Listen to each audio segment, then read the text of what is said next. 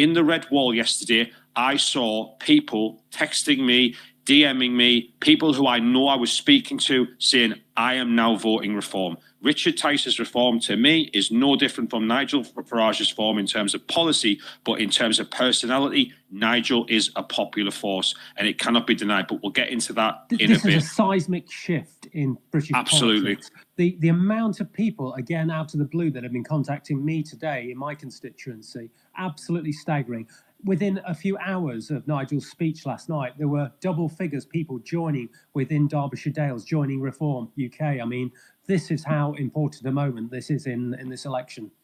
Absolutely. And what I like most about it, Edward, is that I think if Nigel Farage didn't step up and become leader and give it a full go, then I think all of us would be sat there thinking, well, what could have been? But at least now we'll actually get to see an attempt being made. So I was just going to ask Edward, what was it like in Reform Party circles yesterday? I guess it was absolute jubilation, right?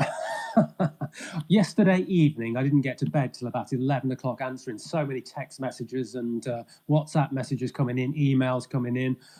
It was absolutely incredible.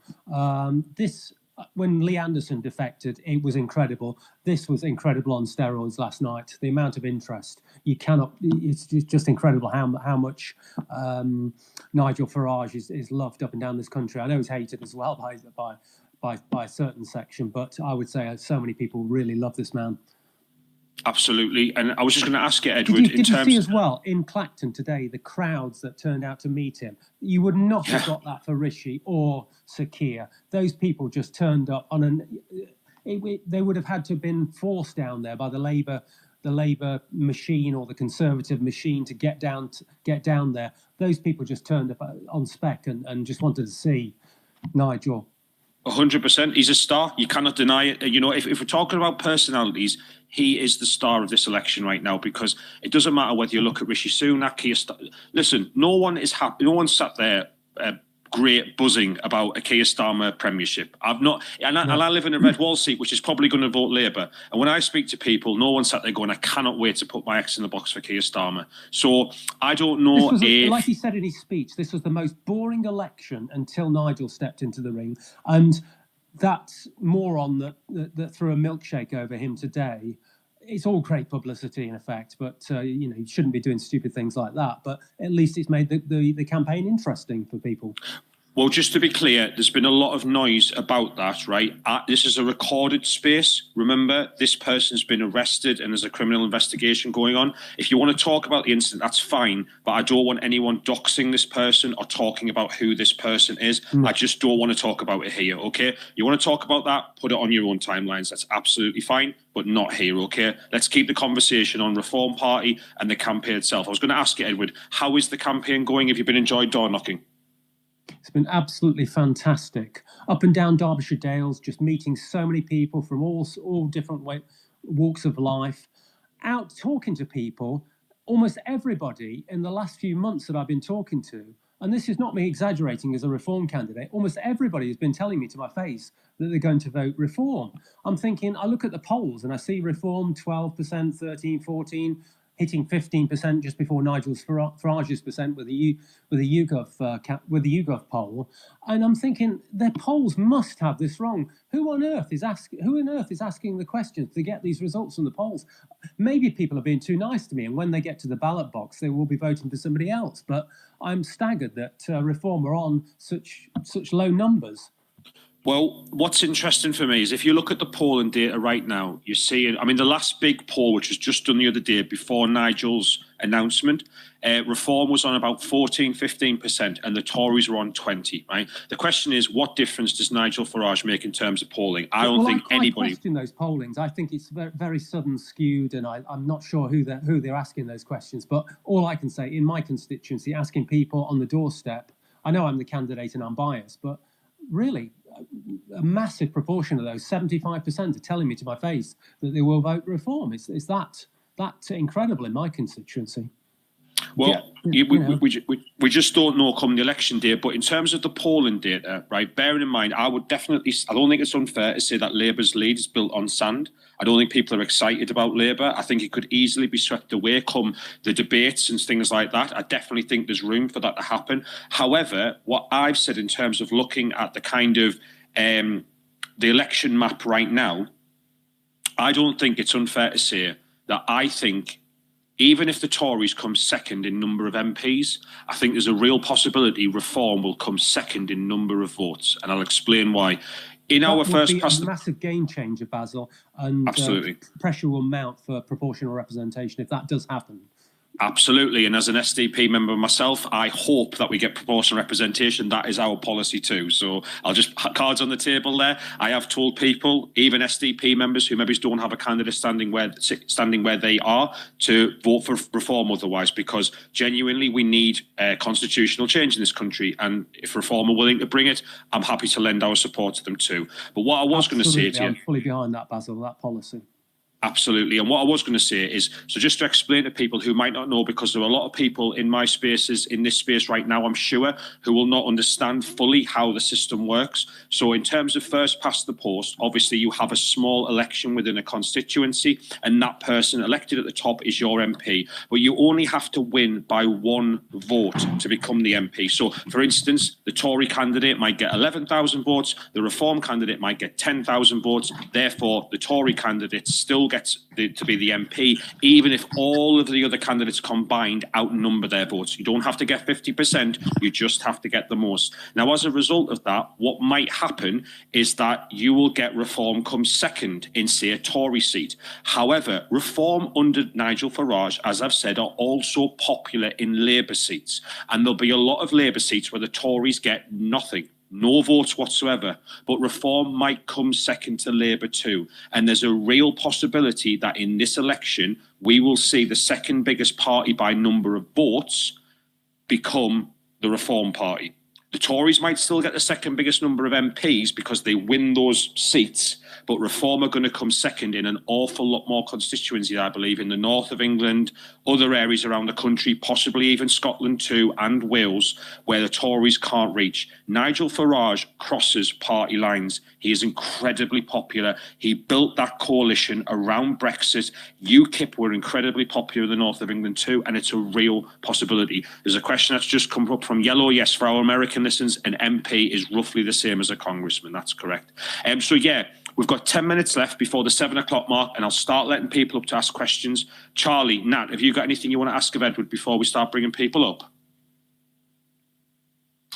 I've got something I want to ask you, Edward, and it's light-hearted, so it's not too much pressure to kick things off. But what is your favourite flavour of milkshake?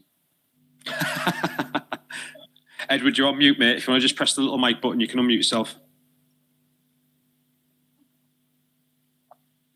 Edward, little mic button in the bottom left-hand corner. Press that button, you'll unmute yourself. Gotcha, yeah. Is that a soft question just to open me up, to relax me, and then you're going to hit me with something? Yeah, a little bit. I mean, ask me on something else. It's actually, I love. Is it hope not? I was going to say, you're going to say hope not grape, something like that. No, I'm going to be really boring. Just say strawberry milkshake. That's not a bad shout. Charlie is waiting for 2 hours in, and he'll turn around and say, "Right, hope not here. Let's get on with it." But no, yeah. You know there'll be tougher questions as well, Edward. I'm sure. Nat, do you have anything else you want to say to Edward before we start bringing people up?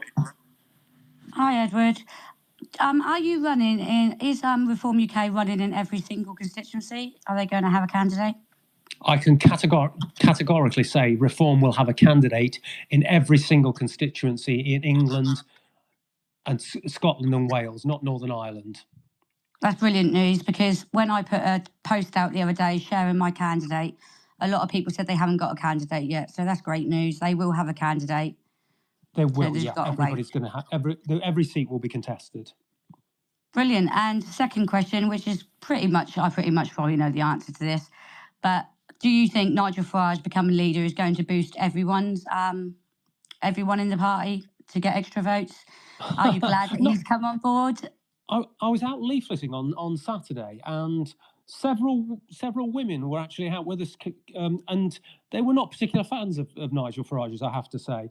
I'm a massive fan, but these ladies weren't. They just they thought he was too aggressive on immigration, and they didn't like his style. So that, there's some people that he won't appeal to, but I think the amount of people that have come and phoned me up or contacted me in some way today, it's just been an absolute revelation. So a lot of people do love him out there. You must be able to sense the change in the air, the change, the feel in the country. I think it's seismic. I think this is a sea change in British politics. This is something It feels like Nigel Farage is running for Prime Minister of a leading party that could win the election, is what it feels like. It does feel like that. With my heart, it feels like that. With my head, I'm thinking there's no way, it's going to be a Labour victory according to all these polls and everything else. We will see. A long way to go till July the 4th. It's going to be. It's just a fascinating. Also, Nigel Farage touched on it in his speech. He talked about younger people in France, for instance, the 18 to I think 34 age group, 18 to 30 age group. A third of those people are going to vote for Marine Le Pen's party, a right-wing party. In Britain, lots of the younger people vote for left-wing parties, which seems perverse. Maybe it's a throwback with our first-past-the-post party election system. Maybe with Europe, they've got proportional representation. Smaller parties can gain traction quicker. But I think the young have had enough as well, Edward. I have two kind of young adult children. Yeah. And I also on TikTok quite a lot. I do think the young have had enough, and don't get me wrong, a lot of them are pressurised into following what everyone else does and think. But when they're in their own homes, they know what a woman is. They can see around them that what's being affected. They have eyes. They can see. They can feel. It's just waking them up and getting them on the right side. I've been out leafleting with two young lads that were both 18. Admittedly, they were doing a politics degree, so they were very switched on to politics. But they said at their university, most kids are left wing and socialist. So to be a rebel now, which a lot of young kids like to just look at a different side of things. To be a rebel in the university is to be right wing, a Trump supporter, a Brexit supporter, and he said that increasingly more and more of his friends were actually becoming reform supporters. So I think things are genuinely changing out there. There's genuine change in the air. Just to let everyone know, so co-hosts, I'm going to stay pretty quiet for this one, right? I understand this is not my side of the political divide. I want other people to speak. Co-hosts, I'll police the room. Please don't bring people up. I'll sort all of that out. If you've got any questions and you want to get them asked of Edward, you are more than welcome to start requesting to come up. We will use the hand system. Please be polite. Please don't shout out. Please wait your turn. I will allow some back and forths, but I will obviously have to cut you off after a while if it goes on too long.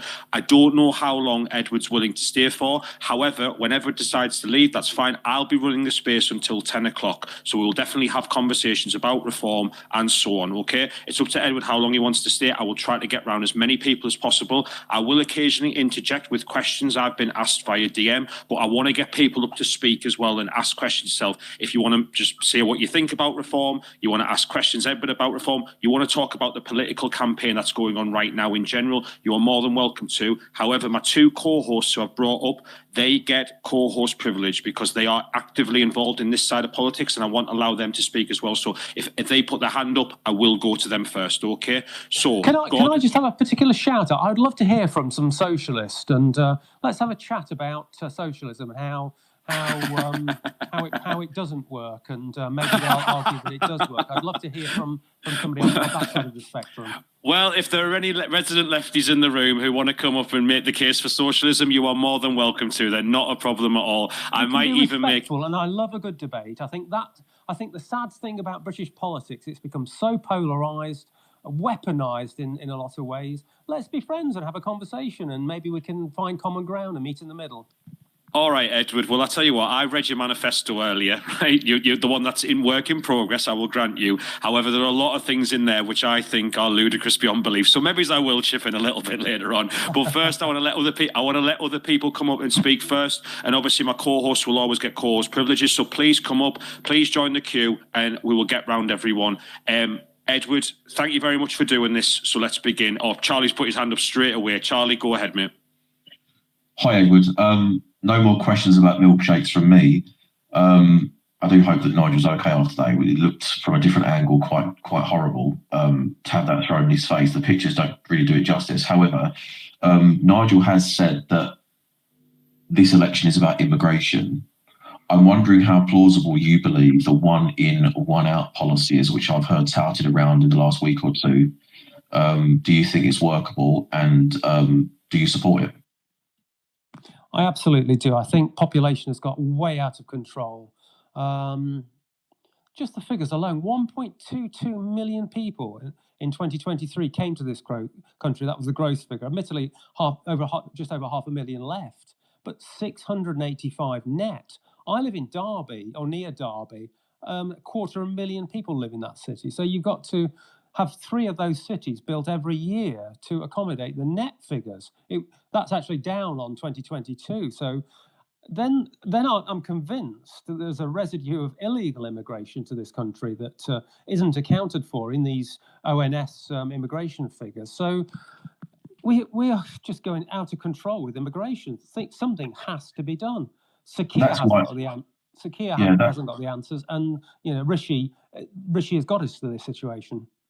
Yeah, and that's why I asked the question, because if we don't have a count of the people coming in, how do we control one in, one out system? It seems to me completely unworkable. And I think some people on the conservative right would prefer there to be a complete halt of immigration into the UK. I don't see that myself. I think this net zero, it's a catchy play on words for the net zero energy policy, but net zero immigration as well. Just over 500,000 people left the country in 2023. So you've got a lot of scope there to bring in skilled workers. I spoke to a gentleman the other day. He was married to a lady from China, and he spent the last 2.5 years going through all the forms and paying out considerable amount of money to get his wife from China to come and live with him in Britain. I'm not against immigration, but in that 500,000 figure that left the country last year, that gives a lot of scope to bring people into the country as well. I've just been asked where Edward's standing. I do believe it's the Derbyshire Dales Derbyshire Dales constituency. Sorry, Edward, is that right? It's the beautiful Derbyshire Dales, and just a plug for the Derbyshire Dales tourist business. It's one of the most beautiful counties ever. There's so much to see and do. So if anybody's looking for a staycation, please come and stay in the Derbyshire Dales. Phenomenal. The Derbyshire Dales tourist spot. That's shameful, wasn't it? Not at all, not at all. Right, we'll start going around hands. Obviously, Nat and Charlie, if you ever want to jump in, just put your hand up, no problem at all. Everyone, just please be polite. We will get round people. Gordon, go ahead. Good evening, Edward. It's nice to speak to a Reform candidate who is very brave coming on here. It's a bit of a three-part of this. I'd like to know what the Reform's stand is on this gender woo-woo nonsense that we're all hearing about at the moment, say like with the Tavistock Clinic and such forth.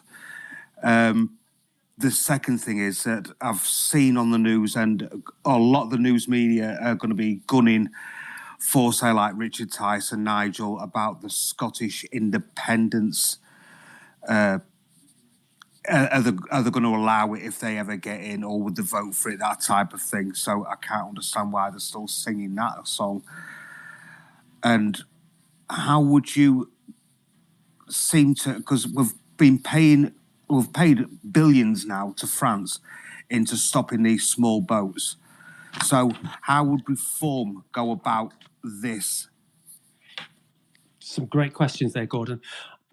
I've actually, I've got 4 hustings in my constituency, and apparently Labour packed them out with a lot of activists, and you can be shouted down and they get very, very, very rowdy. So, it goes with the territories. But thank you for warning me. Great to talk with you, Gordon. Your first question there about the woke situation. a woman is an adult human female. I mean, goodness knows how we've got into this madness of this trans rabbit hole that we've gone down. I firmly believe men are men and women are women. That without wanting to get like Scotland, I think Scotland, the legislation there has got far too draconian. I believe in women's safe spaces. I've been lobbied by several women's groups that women's changing rooms, women's toilets. We've got to protect these. It's just gone beyond belief with these activists just going into women's spaces. In Scotland, the women's prisons where men that identified as women were sent to women's prisons, and as if by magic, rapes and sex crimes happened in the prison. I mean, it's just bonkers, really. So what was the next question, Gordon? On the Scottish independence. I believe that we've wasted billions of pounds with the Scottish Assembly and the Welsh Assembly. When I saw Nicola Sturgeon during the COVID lockdowns, all she seemed to do was blame Westminster for not giving Scotland any more money. So you kind of rewarded mismanagement of massive funds. The same in Wales, Drakeford in Wales. All he could do is blame Westminster for not giving him enough money. It's caused lots of resentment within the union. These were Tony Blair constructs, these Welsh and Scottish assemblies. I think they've been an abject failure. I look at how many people are sitting on those committees. They're all on big fat public salaries, public pensions, they'll have back office staff. How many millions, tens of millions, hundreds of millions is all that waste costing us? And what is it achieving? I think it's making us a disunited kingdom rather than a united kingdom. So I would be very much for abolishing those assemblies and bringing it back into a proper united kingdom. And after all, England doesn't have its own assembly, so it would just seem perverse having Scottish and Welsh assemblies. Here. Would you agree then, Edward, that let's say Westminster, because me and Basil have spoke about this a lot, and I agree with Basil on this, that Westminster is now a museum. It's costing us millions a year to keep it in its shape, and we can't. And as Basil said, we can't cram. Are you referring to the House of Lords there when you say museum? The House, Old People's Home. Well, the Old People's Home, we could get rid of that. But the actual House of Commons, which is for representatives of the common people, that's why it was set up. Yeah. But would you think that it'd be better, and it'd be sort of like a negotiation with, say, like getting rid of the Senate in Wales and Holyrood in Scotland, and bringing them more central to the UK as a new parliament, something new for the 21st century that could be built to last decades or hundreds of years, that then we could cut back on MPs' costs if we built hotels there from, because you wouldn't want a second home. Yeah. It's an interesting idea. It's been talked about for decades. I just think everything's based down there in Westminster, the media, the whole lobbying units, everything else. Not to say that it couldn't be transported and brought to Leeds or Birmingham or somewhere like that, maybe Manchester. But I almost don't see it happening in this next Parliament. I think there's more pressing issues, and they're within the contract with the people for the first 100 days for reform to try and achieve those goals that we've set out. I see it of a lesser priority, but maybe for the future. I'm from the Midlands, so yeah, why not have it? Why not get it out of London and the southeast? Thanks very much for that, Edward. We'll keep going around hands. They've tried to do this. The BBC have relocated part of their department to Salford in Manchester. The Inland Revenue have got a department in Nottingham. But yeah, I'd like to see it, but I think it's further down the pipeline there, Gordon. Thanks very much, Edward. And we'll keep going around hands. I believe it was Blue next. Go on, Blue. No, I appreciate it. Thank you, guys. So, Edward, I'm quite excitedly read the manifesto that's been being shared online, and some of the key parts of the manifesto which are kind of shot out to me is obviously the zero income tax for the first 20,000. That's your first one on the image that I've seen. And then obviously there's a lot of spending here and a lot of further down in the actual manifesto. So how are we going to be funding a lot of these things? Is it through borrowing? Is that kind of going to be your main way of kind of funding all these pledges that you've made? Yeah, I mean, that's probably one of my favourite policies, that first £20,000, no income tax to pay whatsoever. And I think that the net result of that will actually be getting people off welfare and into jobs. It's going to really stimulate the economy. I think there's also, that's the carrot side of it. I think if you read on slightly further, there is talk of sanctions if people don't take work and everything else. So there is, I think, a considerable saving to be made in welfare payments on just on that section alone. There are massive savings to be made if we scrap this net zero policy of giving out all this money to rich landowners, or often rich landowners, to have a load of solar panels on their land or wind farms, and taking it off poor people on their VAT, on their gas and electricity bills. Big savings there that can be made.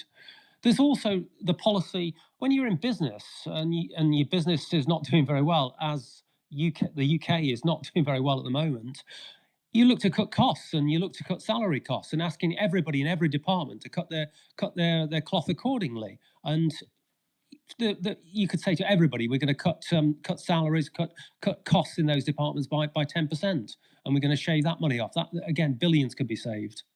I've looked at there's over 600 unelected quangos that are up and down this country. A lot of these don't affect people in direct ways, and these quangos don't report to Parliament whatsoever. A lot of the bosses of these quangos are on salaries in excess of the Prime Minister's salaries. They've got several staff and departments and spend billions and billions of pounds. I think we need David Cameron talked about it. We need a proper bonfire of the quangos. I think a lot of these quangos need to be jettisoned. We've talked about the Welsh and Scottish assemblies, big savings that can be made there.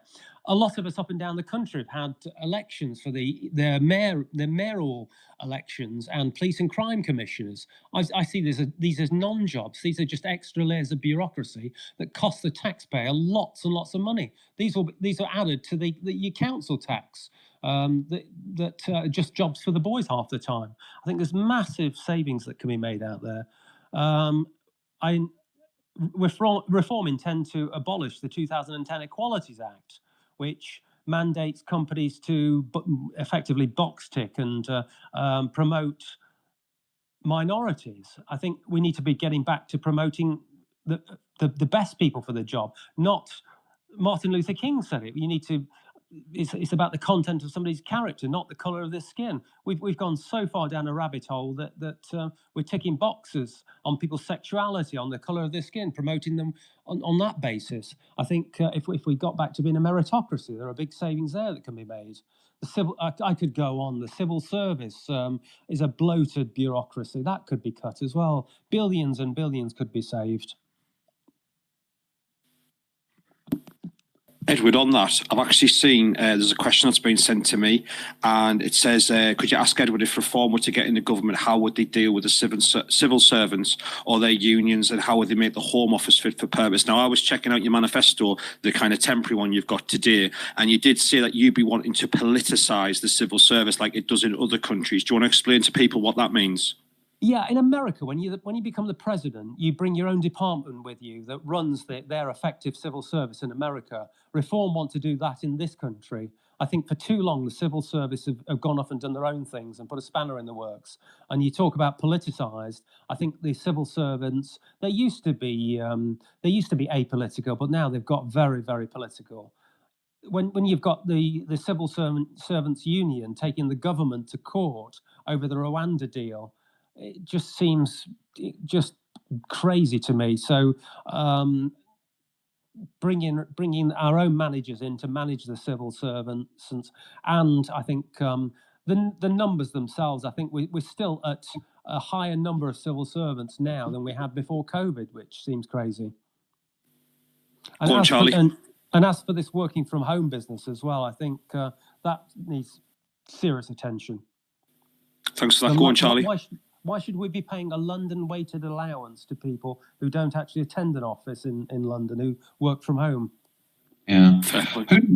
Who do you blame, Edward, for the unruliness of the civil service? Because, not to be too pedantic about things, but the civil service is regulated by the Crown and the government is His Majesty's government. So it all kind of falls under one umbrella. Yet I would imagine there's some infighting there going on and someone has to take responsibility for it. Obviously, the king is apolitical, so it won't be him. So who do you blame exactly for how the civil service is currently running? I think there's been a long march through many of our institutions, the judiciary, the police, the civil servants, and certainly with the civil servants. I think weak leadership as well. So there have been many, many weak governments that have not clamped down on this. I think it's a combination of all those factors, really. I think it was Jimmy the Otter next. Go on, Jimmy. Hi, Jimmy. Yeah, thank you. I am an immigrant to the UK. Very fortunate. I've gotten my British passport and I am now a British subject. I've been living here for 10 years. I'm very proud of that. I have to say a couple things. You know, I appreciate reform. Okay, so this is the first election I'll be able to vote in, by the way. Excluding some of the other elections where you can vote, even though you're a foreigner, just, you know, if you're a resident, you can still vote in them, the local elections. But the Tories changed the minimums required in order to apply for permanent residency a number of different times. I always found that very weird. I was always above the threshold, but I knew quite a few people who were below the threshold one year and only found out later. So I think the threshold now is, if I'm not mistaken, 52,000 a year. It was 35,000 like 10 years ago. And then they changed it where you could, after university, you could actually get a job. And now, then they stopped that and then they changed it back. So the reasons why I'm not voting Tory is they don't really seem to know what they want. Regarding reform, and my question to you is this. I don't really have an issue with immigration. I'm an immigrant myself. But my issue is 10 years ago when I came to Northern England, there were English people living near me. Now, most English people who made money, they moved to France. A lot of them moved to France. I'm not entirely sure why, but they really want to move there. Spain, a lot of them moved to Spain. The younger English people who could afford it moved to Central Eastern Europe for all sorts of reasons. A lot of them moved to Southeast Asia and China for work, you know, as an English teacher, where actually you get paid more to be a teacher in China than you would in the UK. So now 10 years past that point, living in the UK, I walk around Carlisle, I walk around Newcastle, places like that. And it went from a couple mosques to now to about 5 mosques in my local radius. It went from 4 or 5 curry shops and 4 or 5 chip shops where the people who ran them were Albanians or Bosnians anyway, so it wasn't really a big deal, to about 15 curry shops and 1 chip shop. Jimmy, we've got a lot of hands up, mate. Do you have a question? Well, my question is, I think it's all lost anyway. I don't really see any way back. Sorry, you can't really claw back them to come back to the UK. It's all lost. What do you mean, the United Kingdom or Western civilization? I think the main issue is that the people who have money who are actually English, they're leaving because of the high taxes. It's a hard place to live in. I want people to understand this. Once you actually have money, wait till we get a Labour government, Jimmy. 1970s rerun all over again. They'll be leaving in more. I mean, I agree with you, but reform, I just don't see how you can claw back and bring in economic growth again, because it is so hard. I think Jimmy, this election, there's no better time to break up this two-party state. For the last 50 years, it's seesawed back.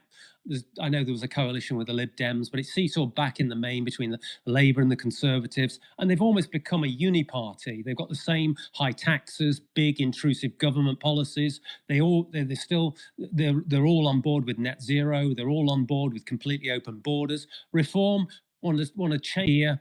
This is a fantastic opportunity for a small party to really change things, I feel. Thanks very much for that. Thanks very much for that, Jimmy. I just need to move. I need to move around people because we've got a lot of people up. Thanks, Obviously, Tim, yeah. we've got a completely full up space at the moment. It's completely full. So if you want to wait for your requests, and obviously when people are finished, I will be moving them down. Okay. Thank you very much for waiting. Thanks very much for the answer, Edward. Ian Gibson, you were next. Go on, Ian.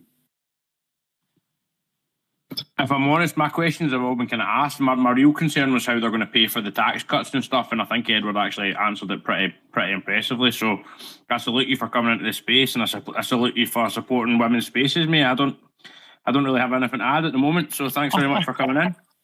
I think, Ian, there's masses of government waste. Everywhere I look, there's waste that the government seem to be making.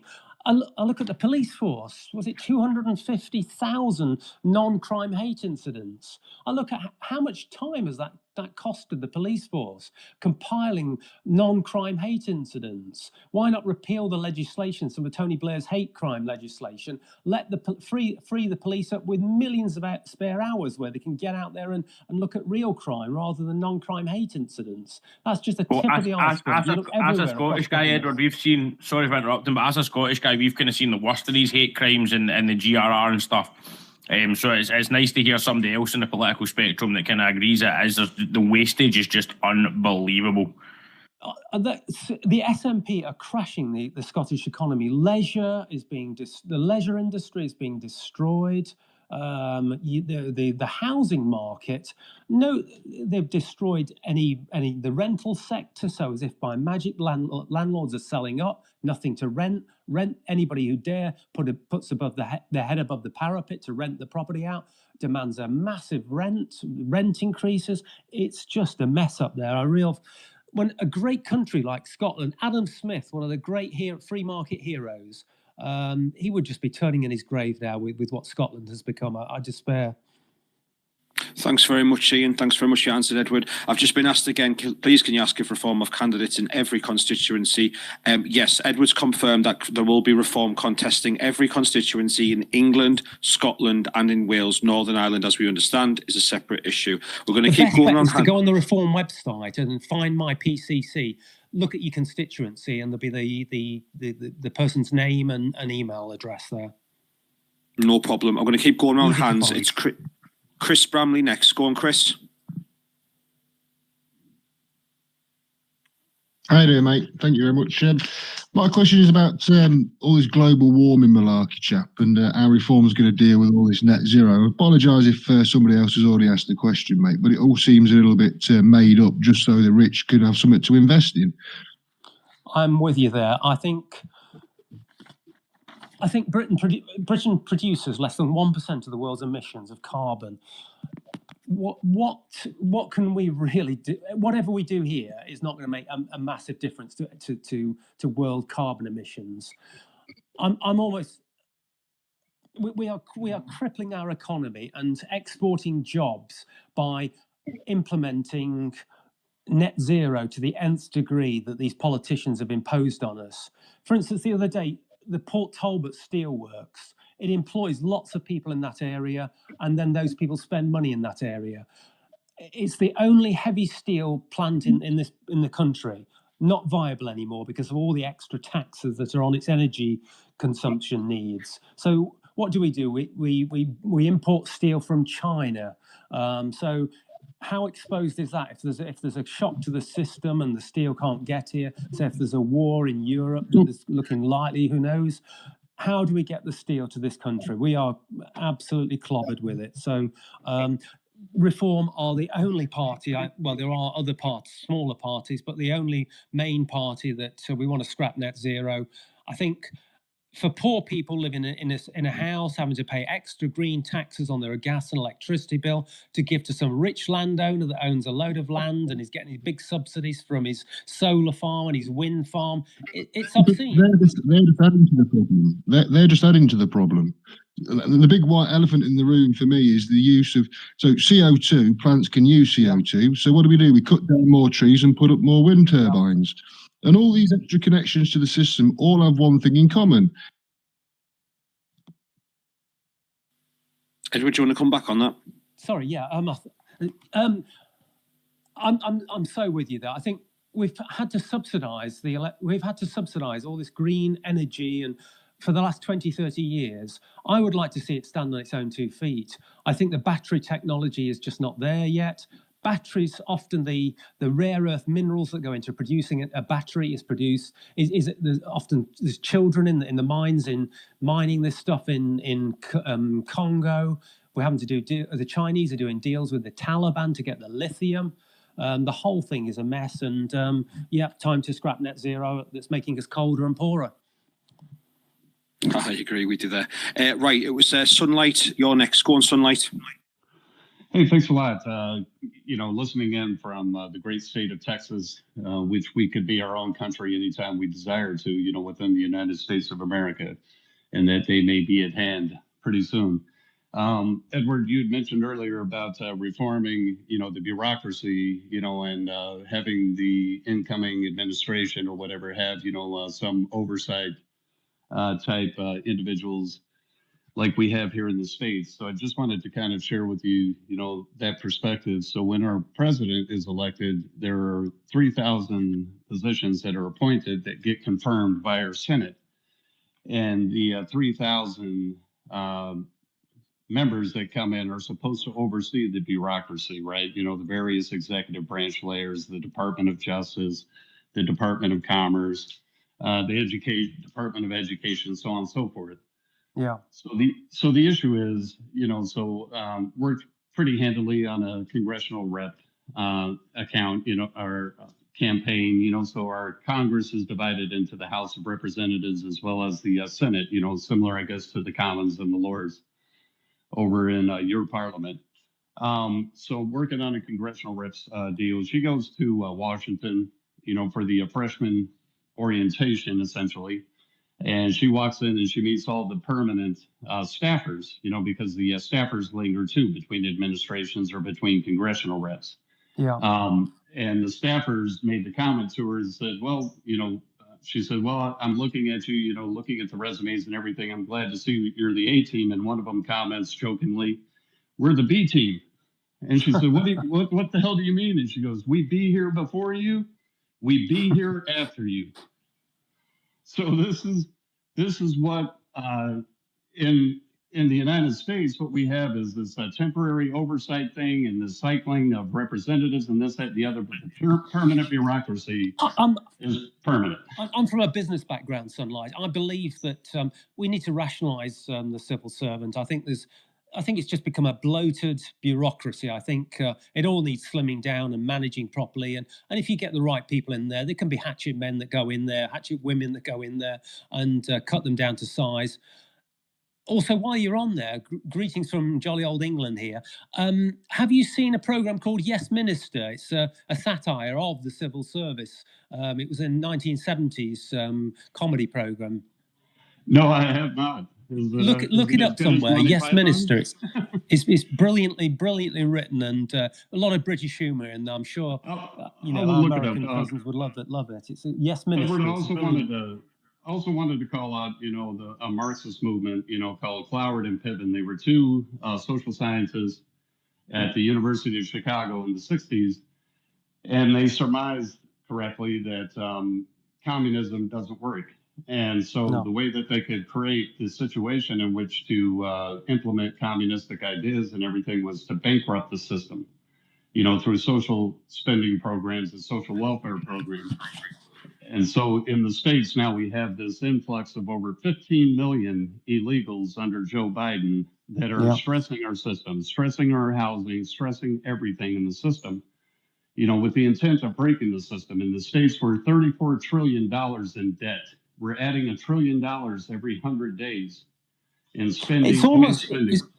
This is almost like the fall of the Roman Empire when they let the Goths in. The Goths were being attacked by the Huns. The Goths saw how weak the whole system was and kept on going and invaded it and destroyed it. But we are destroying ourselves from within, really, with all this woke nonsense and lack of patriotism.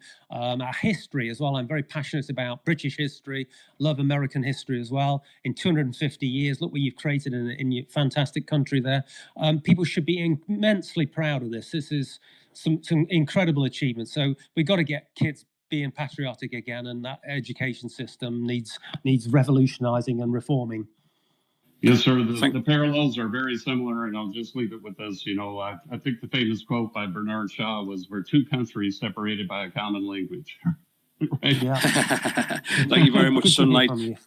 Thank you very much, Sunlight. Can I just ask kindly if everyone wouldn't mind sharing the space? I'd really appreciate it, just so we can get a chance to come in and listen. This And space has just been... just to rewind, sorry, I was a big fan of the Tea Party as well in America. It was a movement, it's a free market movement, and I firmly believe that the individual themselves that goes out to work and earns his money is better placed to spend that money than some politician in Westminster. So that was kind of the ethos of the Tea Party: smaller government and lower taxes. Thanks very much, Edward. Queen Nat, co-host privileges, you're next. Hi again. Sorry. Hi again, Edward. I just wondered what your opinions are really on Islam, the way it's rising in the UK, and in some parts of the UK, it's taken over our culture, and the hate marches that happen every week. Great question. I'm a great fan of Douglas Murray and the slow death of Europe and the suicide of Europe. He talks about this 10, 15, 20 years ago. Christopher Hitchens did some great speeches on this, warned us about it 20 years ago. When I was a kid and I watched the demonstrations against Salman Rushdie, and you saw the effigies and death threats and everything else, we've allowed this monster to grow and grow and grow. Weak politicians over decades have just allowed Islam to fester and grow and not clamp down. Is coupled with mass immigration. On the mass immigration that we've had, people haven't been able to integrate. We've got parallel societies now. Some of our inner cities are separate countries. We've got sectarian politics. We've got sectarian violence that's not reported in the media. Leicester, near where I am, Hindus and Muslims are at each other's throats. Diversity is not our strength. It's just a left-wing mantra that was pushed down people's throats to keep people quiet, really. But I'm not going to keep quiet on this. I go to a city like Bradford. It's become like a segregated city. You go in one half of the city, an Islamic part of it, and it's a monoculture. That's not diversity. That's not multiculturalism. So this needs to be confronted head on, Queen Nat. Edward, on the back of that, I've actually got a question. So, what did you think of Tommy Robinson's march last weekend? Great, lots of patriotic people. I saw lots of children. I saw a great family day out, and I'm disgusted at our mainstream media how it was reported, talking about football hooligans and the police trying to say there were violent episodes. I just saw lots of true patriots enjoying a day out in our great or former great capital.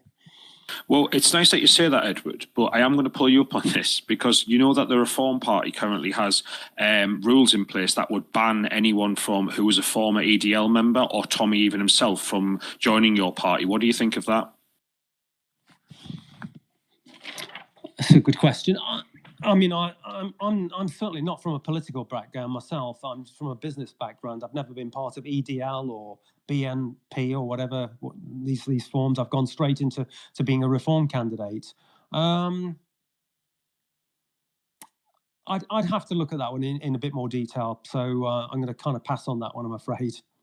Okay, well, if anyone's interested, Tommy actually posted a direct question on Twitter yesterday to Nigel Farage asking that exact same thing. Why am I not allowed to join the Reform Party? I do think it's something worth asking. I'm not going to shy away from it. The SDP, my party, has a ban on former EDL members too. But we can have this conversation, right? And we should be asking, should people be permanently banned from joining parties if they once belonged to the EDL? It's a good question to ask, right?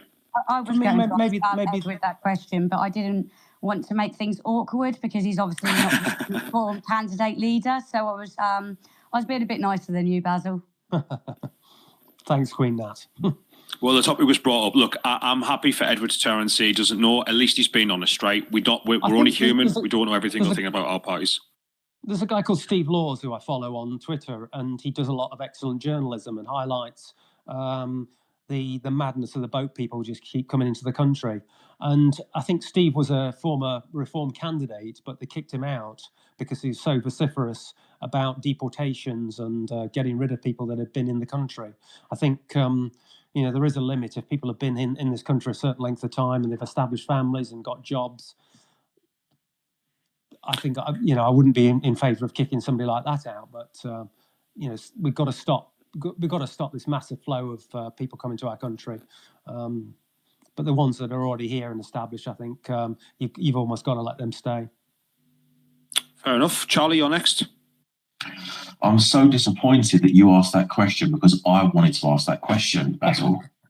So, on Saturday, I agree with your assessment, Edward. I was there. I was DJing the event, and everyone there was in good spirits. There was no drama. There was no fighting. There was nothing negative to say about what happened on that day. I do find Reform's position with certain individuals that have the same talking points to be quite inconsistent. So I don't know if Tommy Robinson would be interested in becoming a politician or not. I assume that he might be. Without asking him, I wouldn't know. But given that you kind of parrot the same kind of things as he does, Nigel Farage certainly parrots similar lines that he does. Do you think it's hypocritical of Reform to ban him from participation? And I know this is a leadership decision, so it's way above where you're at within the party. So don't feel like I'm putting you on the spot. So I was looking for an opinion, really. And it is. It's probably way above my pay grade. That's for the people at the top of the party to decide. Maybe with Tommy's past, you know, he has been convicted. I think convicted of hooliganism or whatever. I know he's been set up a lot of times. I've got a lot of sympathy for the man. When I saw that he went into London and he was reporting on the pro-Israel march, and the police arrested him when he was having his breakfast and completely stitched up there. So I've got a lot of sympathy for Tommy Robinson. I also think he did some great journalistic work as well, highlighting the some of these rape gangs that happened. Yeah. So do you think it's hypocritical then that Reform won't have him?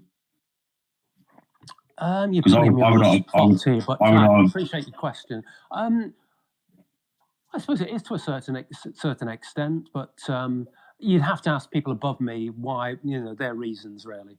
I'm tempted to, but I'm not sure that I would get an answer given all the commotion around election periods at the moment. But I could ask directly, I suppose. Tommy Robinson in the media has just been demonised. It's always far right. Tommy Robinson, ex-football hooligan, former boss of the EDL.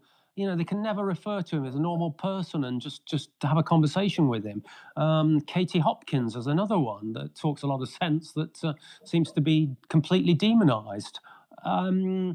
I think we can all learn a lot from each other, and that they do talk a lot of sense. I saw an excellent presentation by Katie on YouTube about Welsh farmers and the disaster that the Welsh government has imposed on Welsh farmers, and it's going to result in less food for the country. I mean, lots of sensible things like this, and no crazy stuff on the video that she put out. So yeah, I think all of us can talk a lot more and probably learn a lot more from each other. I agree with you. I'm not going to take up any more time, but I want to ask you one more thing because you mentioned Steve Laws, and I think that many of the things that Steve Laws talks about is actually quite unreasonable. There are I'm not going to go into what he's deportations and things like that. I think it's just beyond the pale. I don't think that's. But there is some merit to it, and I want to. The reason why I say that is because I believe that if people come over to this country on a rubber dinghy and they're effectively breaking into the UK, should those people be deported? Because on that, I think they should. Yeah, for me, these people. I mean, we need to push these boats back. Australia did it into international waters. We need to have this out with France. I know France will jump up and down and go absolutely ballistic about it.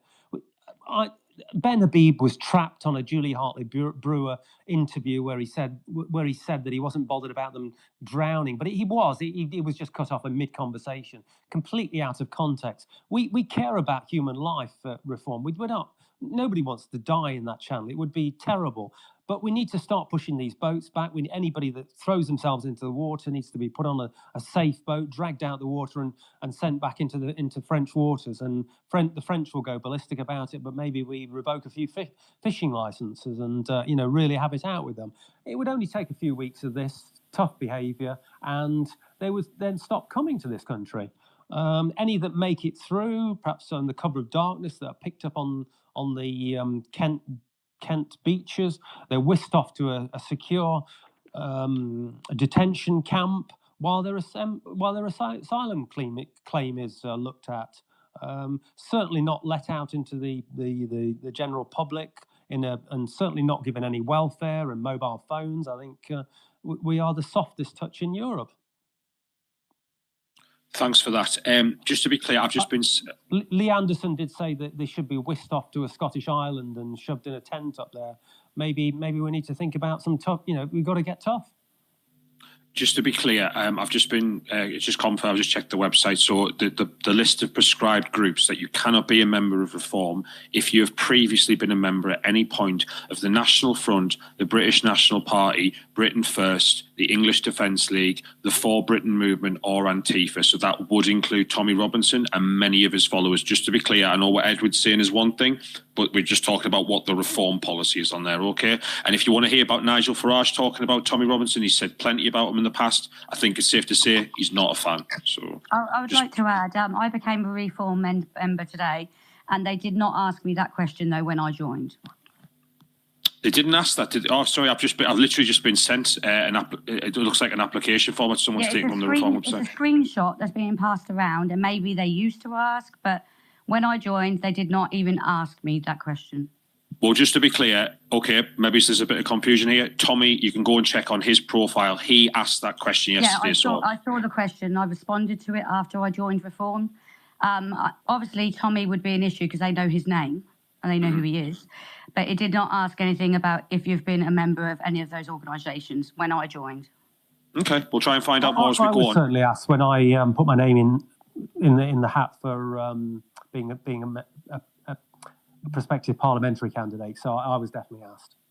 Okay, well, we'll try and find out more information as we go around. I think it's probably different for people who just want to join because, as far as I'm aware, people who are members don't get to side leader, things like that. I think that's one of the problems that people have with the party as well, isn't it? So.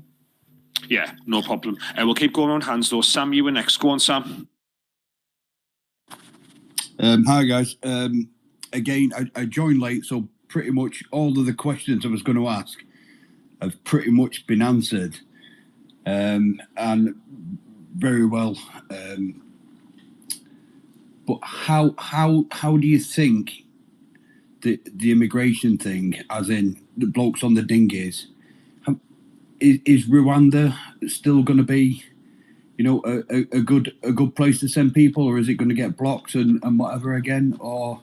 Sam, I'm totally embarrassed about this so-called Rwanda deal and this embarrassment of a prime minister and his pathetic pledges that he hasn't honoured about stopping the boats. We spent over £500 million, staggering amount of money, and I think one person who volunteered to go, and I think he was bribed to go as well. I mean, it's just off the scale. This is incompetence on an unbelievable scale with taxpayers' money these people have spent and wasted. I don't think it's acting. You could argue it's made a bit of a difference. Maybe a few have gone to Ireland and instead of staying in Britain. But no, we just got to get tough with this. As I say, tow the boats back. No welfare when they get here. No legal aid when they get here, and they're detained. And anybody who breaks into the country in this illegal manner should never ever be allowed to have British citizenship. You've got to apply through the legal channels, and that's it. Goodbye. Thanks very much for your answer. Cheers, Sam. We're going to keep going on hands, mate, because we've got a lot of people wanting to speak, and we've got requests that are through the roof trying to get people up. So, Sarah, you're next. Go on, Sarah. Hello, thank you for taking my question. So I'm a transgender woman, and basically So recently there was a poll that showed that just 1% of people think that trans issues are important in this election. So to me, it just looks like the whole debate around this is completely manufactured by a few people that, well, I won't go guessing what their motives are, but I can imagine what they would be. But basically, trans people have existed forever. There's always been trans people throughout history. And at least for the last few decades, trans people within the UK have been using like the spaces that correspond with the gender they identify as. So like going to the women's toilets for trans women and things like that. So anyway, I was just wondering if you seem to think that trans people are a problem, then how do you suggest dealing with us? Will you like forcibly detransition us or kill us all off or something else? Hi, Sarah. No, I certainly don't want to do anything like that. I think it's. I think a man is a man and a woman is a woman. I think people can transition. And that's up to them, really. I've no problem with it. But I think I think women, biological women, do deserve their own safe spaces, and I think we should respect those. I think,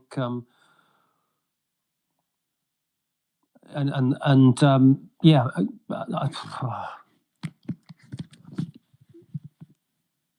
Can I come back quickly? Sure. Yeah, please do. So you say that, okay, so where would you suggest that trans people use the toilet then?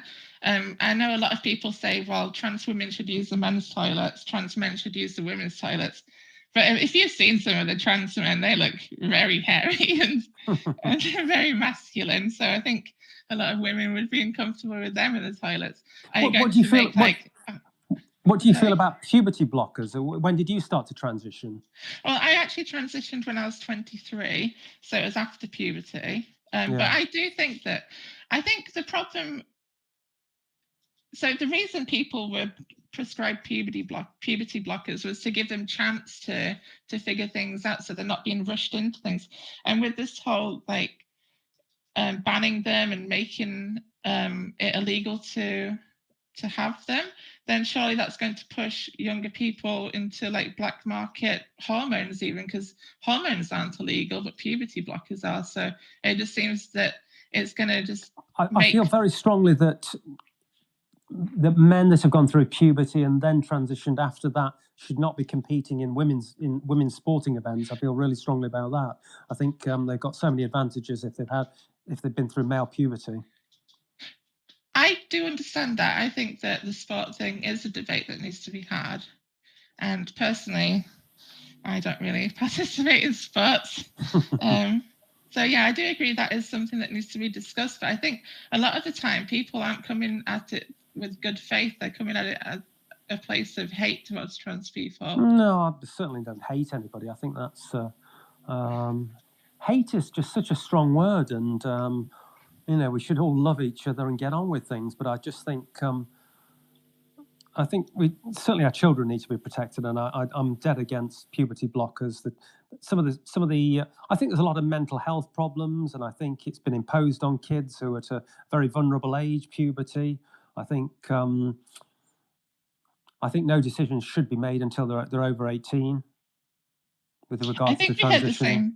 I think we heard the same thing. So once it was more acceptable for people to be gay, there was like an uptick of people coming out as gay because it was more socially acceptable. And I think that's where we are now with trans issues. I know a lot of gay people that are dead against trans and the trans pushing gay people to transition. There's a lot of that. But I don't think that is what it is, though. I think we're at a point where it's more socially acceptable for people to be trans. So that's why we're having more people coming out as trans. I don't think it's gay children being pushed into that. I think it's just the world is becoming more accepting. Just like how it was when, because you probably didn't really hear of many openly gay people before that became more socially acceptable. No. And now there's loads of gay people. It was illegal. Yeah, exactly. And up until about now. Yeah, and now you hear about lots more people that are openly gay. And I think that's where we are with trans issues, where because it's becoming more socially acceptable, that's why you're seeing more of us around. Yeah. Thanks very much for your question, Sarah. We're going to Yeah, Okay, we're going to thank keep you. we're going to keep going around hands though. Charlie, you've got co-host privileges. Go on, mate. I was just going to say that when it comes to conditional debates, as in spaces and sports and things like that for trans people, that it already nullifies the argument as far as I'm concerned. You have this constant push. The transgenderism movement has been politicized so that what you say, Sarah, is socially acceptable is actually something which people are afraid to talk about now because so many companies and so many politicians sign up to DEI. That's the issue that you have. I don't think it's socially acceptable at all. And I understand that for a politician standing for Parliament, that might have been quite an awkward question to meander through there, Edward. So I thought I'd be a bit more direct on behalf of some of the people in the room that have strong views on this. And I certainly don't think that we should be treated as Look at J.K. Rowling, who's rich enough and powerful enough to withstand the storm that comes on you if you even mention these things. And so yeah, it's an interesting subject. Thanks very much, Edward. We'll keep moving around hands. Good, Juju, you were next. Hi, Juju. Hiya, Basil. Hi, Charlie. Hi, Edward. Now, I came late to the party here, but I think I heard you correctly. Did you say that if reform were ever to get into power, that you would look to dismantle the Equality Act? Yeah, I think it's on that contract with the people that we want to get rid of it altogether. I think it's led to a much more divisive society, and it's protected minorities have been elevated. I think we need to get back to being a meritocracy. I think how massive institutions are crumbling from within because of this DEI legislation. Okay. Backed up by some of the hate crime legislation that Tony Blair put in. Yeah, you're not going to get any arguments from me with any of that. I'm just curious. But to our other listeners as well, I just think that some of the hate crime legislation is pretty sinister, and it's actually closing down free speech across our country. People fought and died for free speech, and we're just letting it be eroded. And we need to repeal some of this legislation that, in my view, is very draconian. So my questions are, I've got 2-point question here. So first of all, how the hell would you go about doing it? Because it is so entrenched it's embedded within every single institution, not just within the institutions. We've got a whole generation who've known nothing but living under DEI, woke, So, but on top of it being embedded, it's so tightly tied up with the Human Rights Act, the ECHR. So the first thing is, technically, people are making a lot of money out of this. Exactly. So technically, how would you start to dismantle it? Because that is not an easy task. And secondly, I'd realistically, just take it off the statute books, as with the European Court of Human Rights legislation. That's ingrained in the system. It's ingrained in the legal system. But I think we'd just repeal it altogether. Okay, so that leads into my second part of my question then. So realistically, you've just... I think a decent Tory government over the last 15 years would have done this themselves, but we haven't got a decent Tory government. We've got a conservative in name-only government. Yeah. So realistically then, given the fact, like you said, the Tories, so the other right side, so say even if you have like a huge majority, so we're going to this hypothetical, you're in power, you've got a Boris-style kind of amount of seats going on there, and even if you manage to get it through Parliament, there's no way it would go through the Lords, because the reality is everyone is still too scared to do anything about it. So do you think realistically there would be any support? Reform aren't here to tinker around with the system. We're here to reform the system, and we're going to go for the jugular. That's what I'm asking. How we're going to go for the jugular and get this? Yeah, in the House of Lords, there's the act where if it's brought back from the House of Lords twice, the House of Commons overrules it. So we would get it, we'd ram it through, and they would. The judiciary, the civil service, you'd have everybody against you, the mainstream media, with the European Court of Human Rights, they'd be jumping up and down. But that's what we're going to do. Look, I need to be clear. That's the reason I came in, because I heard that and I thought, well, yeah, because I'm really against all of this, and I agree with what you say about the impact it's had. However, that's what I'm saying. Is it realistic? Because you would have so much opposition in Parliament, you would have to have such a huge majority to even get it past Parliament, because there's no way anyone would go again. There's no way anyone would look to remove it, because look at what's happening with a certain demographic here. You can't even discuss aspects of their religion, of their ideology, of their holy book. It can't even be dropped on the ground. We've probably got blasphemy. Hate speech. We've probably got blasphemy laws coming in as well. Exactly, through the Islamophobia bill, and that's what I mean. It's Islamophobia is just a made-up word. I agree with Christopher Hitchens. It's a word made up by fascists to control morons who are led by cowards, something like that. I think it is. Okay. Great quote. Again, just very briefly going back on that kind of hypothetically. Reform. I think, Juju, with the greatest will in the world, Reform aren't going to get a majority and aren't going to be forming the next government. I think it's going to be a Labour government. Future, you were saying about that's something that would be in your manifesto. I'm saying if you were ever in power, this general election, I think the best we can hope for is a coalition, let's say, and then you get a few ministers or you get a few people in Secretary of State jobs. But I'm convinced within 6 months, Labour will do such an awful job of running the economy. I think we're in for masses of strikes. The unions will want payback. I think you're going to probably have a run on the pound, which will affect inflation, which they'll have to put up interest rates. I think there'll be it won't be worth getting a job for a lot of people. Welfare will pay more. I think we'll be in a terrible state. So within 6 months, I think people will hate this Labour government. The election after that, that's when Reform could possibly form a government and then ram these policies through. Thanks for that question, Juju. Yeah, all I was going to say, the Christopher Hitchens quote was Islamophobia, a word created by fascists and used by cowards to manipulate morons. I have put in the chat the Reform draft manifesto. You can go and have a look at it if you want. What I will say, right, look, I'm on the left wing of politics, unashamedly, the sensible left, it does exist. And what I will say is that there are a lot of the economic policies and public service policies I have deep questions about regarding Reform.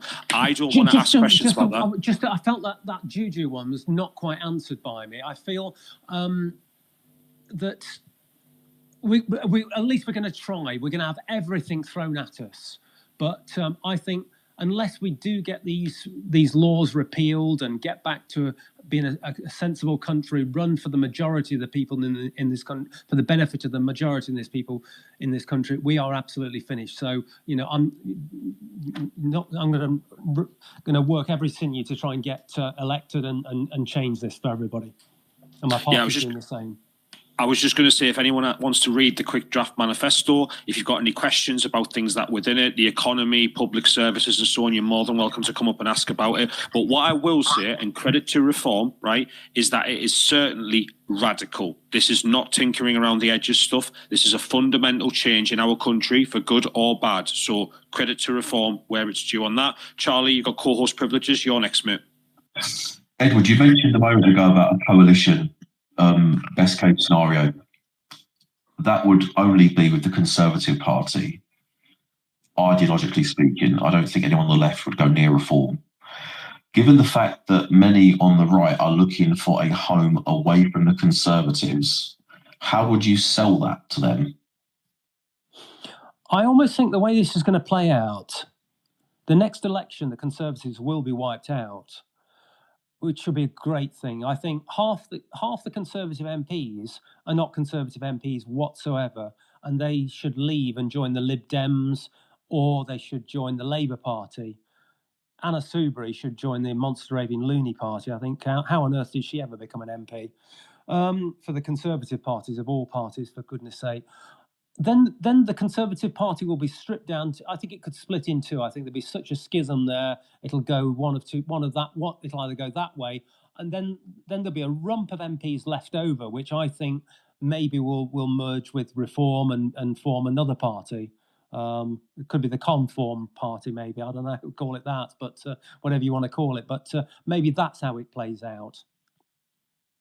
Does that answer the question, Charlie, or have I diverted it? No, it certainly did answer the question. Like a little bit about my background, just so you are aware of it, is I used to be a Conservative Party chairman, a local area chairman.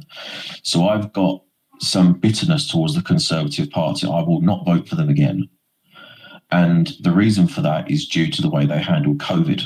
And that was the reason why I quit, because I wasn't happy with the way they did announced with COVID and that useless chancellor at the time, Rishi Sunak, who just pumped out billions into the economy, borrowed billions. It was always going to create inflation. There's a finite amount of goods and services, and you increase the money supply like he did, it was bound to create an inflationary bubble, and that happened all across the Western world. So, and yet a failure like that, who locked us down for too long and pumped and was too generous with furlough, he becomes prime minister. I just think, what the hell has happened to our country? And overruling the membership of the Conservative Party as well, which was diabolical. Yeah. Liz Truss was voted in. My issue with the pandemic wasn't primarily about the finances. It was about the right to decide what goes in your body. Yeah. The Conservative Party did their best to try and take that away. And many people remember that Richard Tice, David Bull, and Nigel Farage all supported these measures. So, for reform to be different to the Conservative Party, surely they can't work with the Conservative Party. Because, truth be told, most people that have jumped from the Conservative Party to reform have done so in rejection of Conservative Party policies during COVID. So for me, as Basil said at the start of this space, I should be a Reform Party voter. Yeah. I'm not going to be, because I can't handle people working alongside politicians who thought it was their right to mandate vaccinations upon people, or at least attempt to. Massive power grab, wasn't it? It was a massive. It was. And one of the reform policies, Charlie, is to have an inquiry into the excess deaths that are happening now. So, we are giving it attention. On a personal note, I signed a thing called the Great Barrington Declaration halfway through. And the Great Barrington Declaration was also signed by hundreds, thousands of eminent scientists, doctors, medical people up and down all across the world. And all the we said that all the fit and healthy people should go out to work, and that this was no more than a disastrous heavy cold. And there's a big vulnerable group of people, that elderly and morbidly obese, etc., that are at risk, and they're the ones that should be locked down. And that's what I signed halfway through. So I'm not with hindsight. I'm crowing, but I think we should never have been locked down as long as we should have been, and for as long as we should have been. I think it's still having devastating effects to our economy and our civilization that are still playing out now. Thanks for that. To vote for reform there, Charlie. Charlie, do you want to respond? I didn't hear the last question there, Edward. Sorry. Have I convinced you to vote for reform there, Charlie, with my take on COVID and the lockdowns? Not quite. Sorry. I will say this on that about note as well. I've talked to lots of district councillors that are so fed up with the way the Conservative Party has been run. They were voted in on a Conservative ticket. They don't want to switch to reform, and the district councillors, but they are secretly supporting and going to vote, or they tell me they're going to vote for reform because they want to give the party good kicking, so that it does become a proper Conservative Party once again.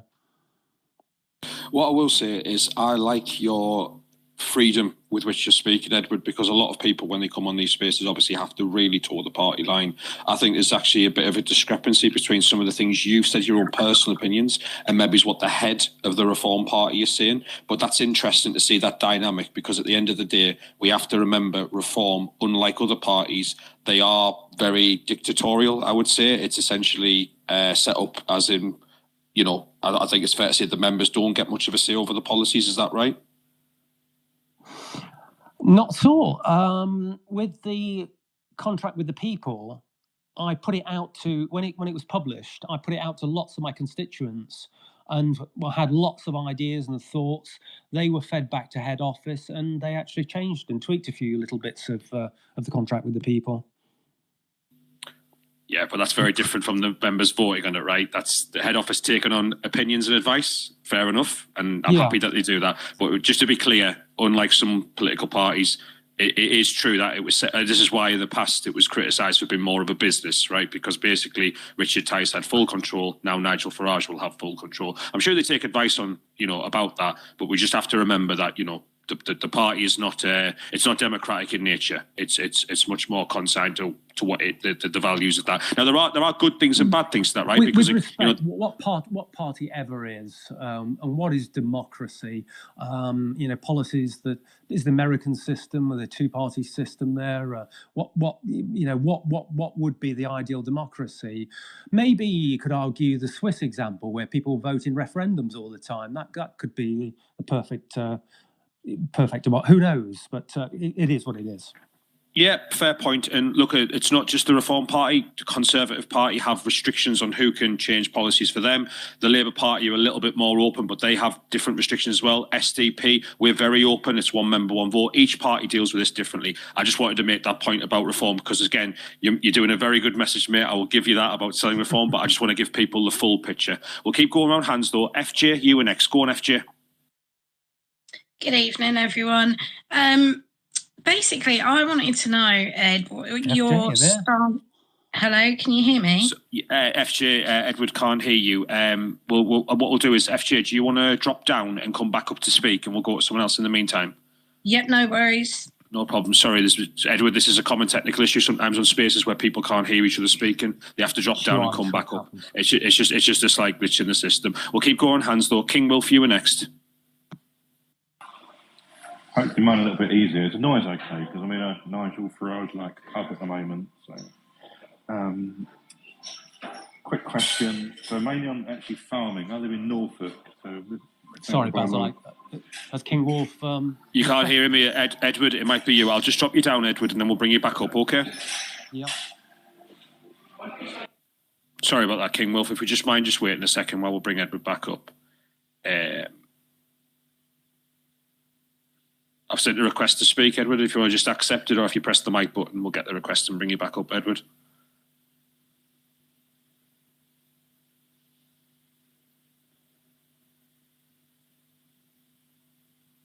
Sorry about the wait, everyone. Edward's back up. King Wolf, do you want to go ahead, mate? Yeah.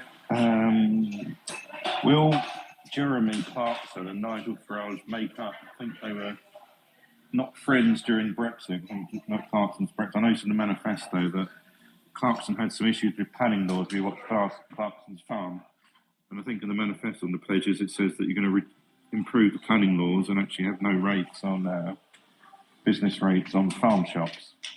So, do you think Nigel and Jeremy can make up and actually bring Jeremy into the campaign? Edward, did you hear that question? Do you want to unmute your mic, mate? Edward, your mic's on mute. If you want to just press the button, bottom left-hand corner.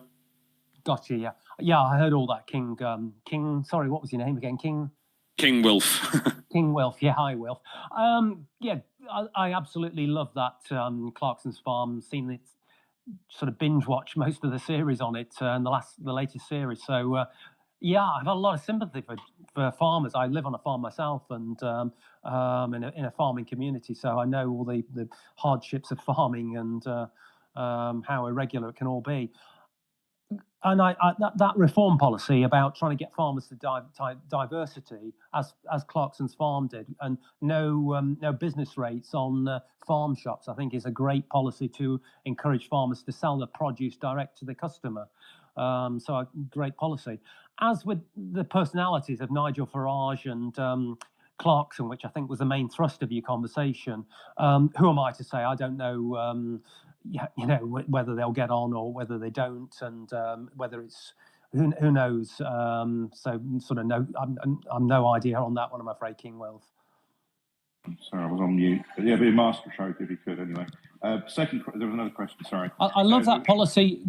One of Jeremy Clarkson's policies. He said if he was Prime Minister, he'd repeal every law that was passed after 1998, which I think I kind of agree with him on that as well.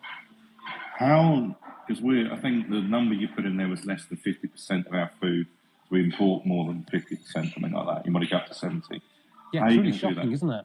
How are you going to get more people to eat turnips than avocados? Well, turnips are very healthy, and I love turnips. Do like avocados as well. I think we've got to get a lot more young people interested in farming. I think we've got to subsidise places at colleges and get people out there in the fields again and working in the fields. There's a competition authority that we can look at the pricing system and make sure that it's not a monopolistic powers that are being abused.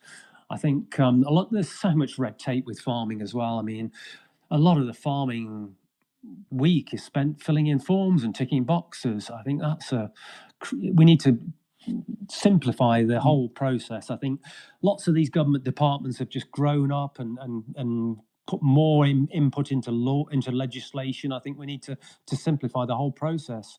There's also a big thing about red diesel at the moment and having to use white diesel if your vehicle goes near a road, etc., or anywhere near anything like that. So I think we've got to help farmers out and allow them to use cheaper fuel, which is the red fuel, the red diesel. Brilliant. Thanks very much for that. We'll keep going around hands. There's the basic payment scheme that has been taken away from farmers. That was like a real nest egg that farmers could rely on every year. Now they've been forced into all these biodiversity schemes. So to get what was the old basic payment scheme, they've got to set aside more of their land to planting trees and hay meadows and things like that. I think productive land has to stay in production. Some of the solar farms that are just taking away productive land as well. Just less and less land to produce food to feed ourselves. Again, if there's a shock to the system, let's say a war in Europe and we can't bring in enough food, within a few weeks there'd be social unrest because there wouldn't be enough food to go around. So yeah, these things haven't been thought about by successive generations of politicians. We need a proper long-term plan for food production. Agreed. FJ, you were next. Go on, FJ. Hello, can you hear me? Got you loud and clear, yeah. Brilliant. I just wanted to know your stance on following Europe in banning the hijab, burqa and the niqab. What's your thoughts on that? Interesting as well. In Switzerland, I think they banned it and they won't recognise Islam as a religion even. So, yeah, interesting stuff there. I think... I'm with Boris Johnson, and when you see a woman that's got her face covered, it looks weird to me. I think it just doesn't. It's not right. Women have fought for the rights, the freedoms in this country, and we're going backwards. Although a lot, you'll get these activist Muslim women saying that they have all the rights and the freedoms, but there are millions of women up and down all across the world that are being held prisoner by their husbands, their fathers, their brothers, not allowed out without a man to accompany them. I think all these are just this is from the dark ages. I think we need to certainly look at all these areas. Yeah, it's definitely a sign of oppression, isn't it? It's something that shouldn't be allowed in our culture. Definitely. Okay, thank you. I looked at Angela. Did you see Angela Rayner in the mosque praying for the Islamic vote, full of all those bearded men? I mean, and Angela Rayner, a great, supposedly a feminist, and she didn't think about mentioning that in front of all those men. What a disgrace! This is what we become. These hypocrites that are seeking our votes. Edward, do you think the Reform Party would look to restrict Islam in any way in this country, such as the things you've mentioned that other countries have done?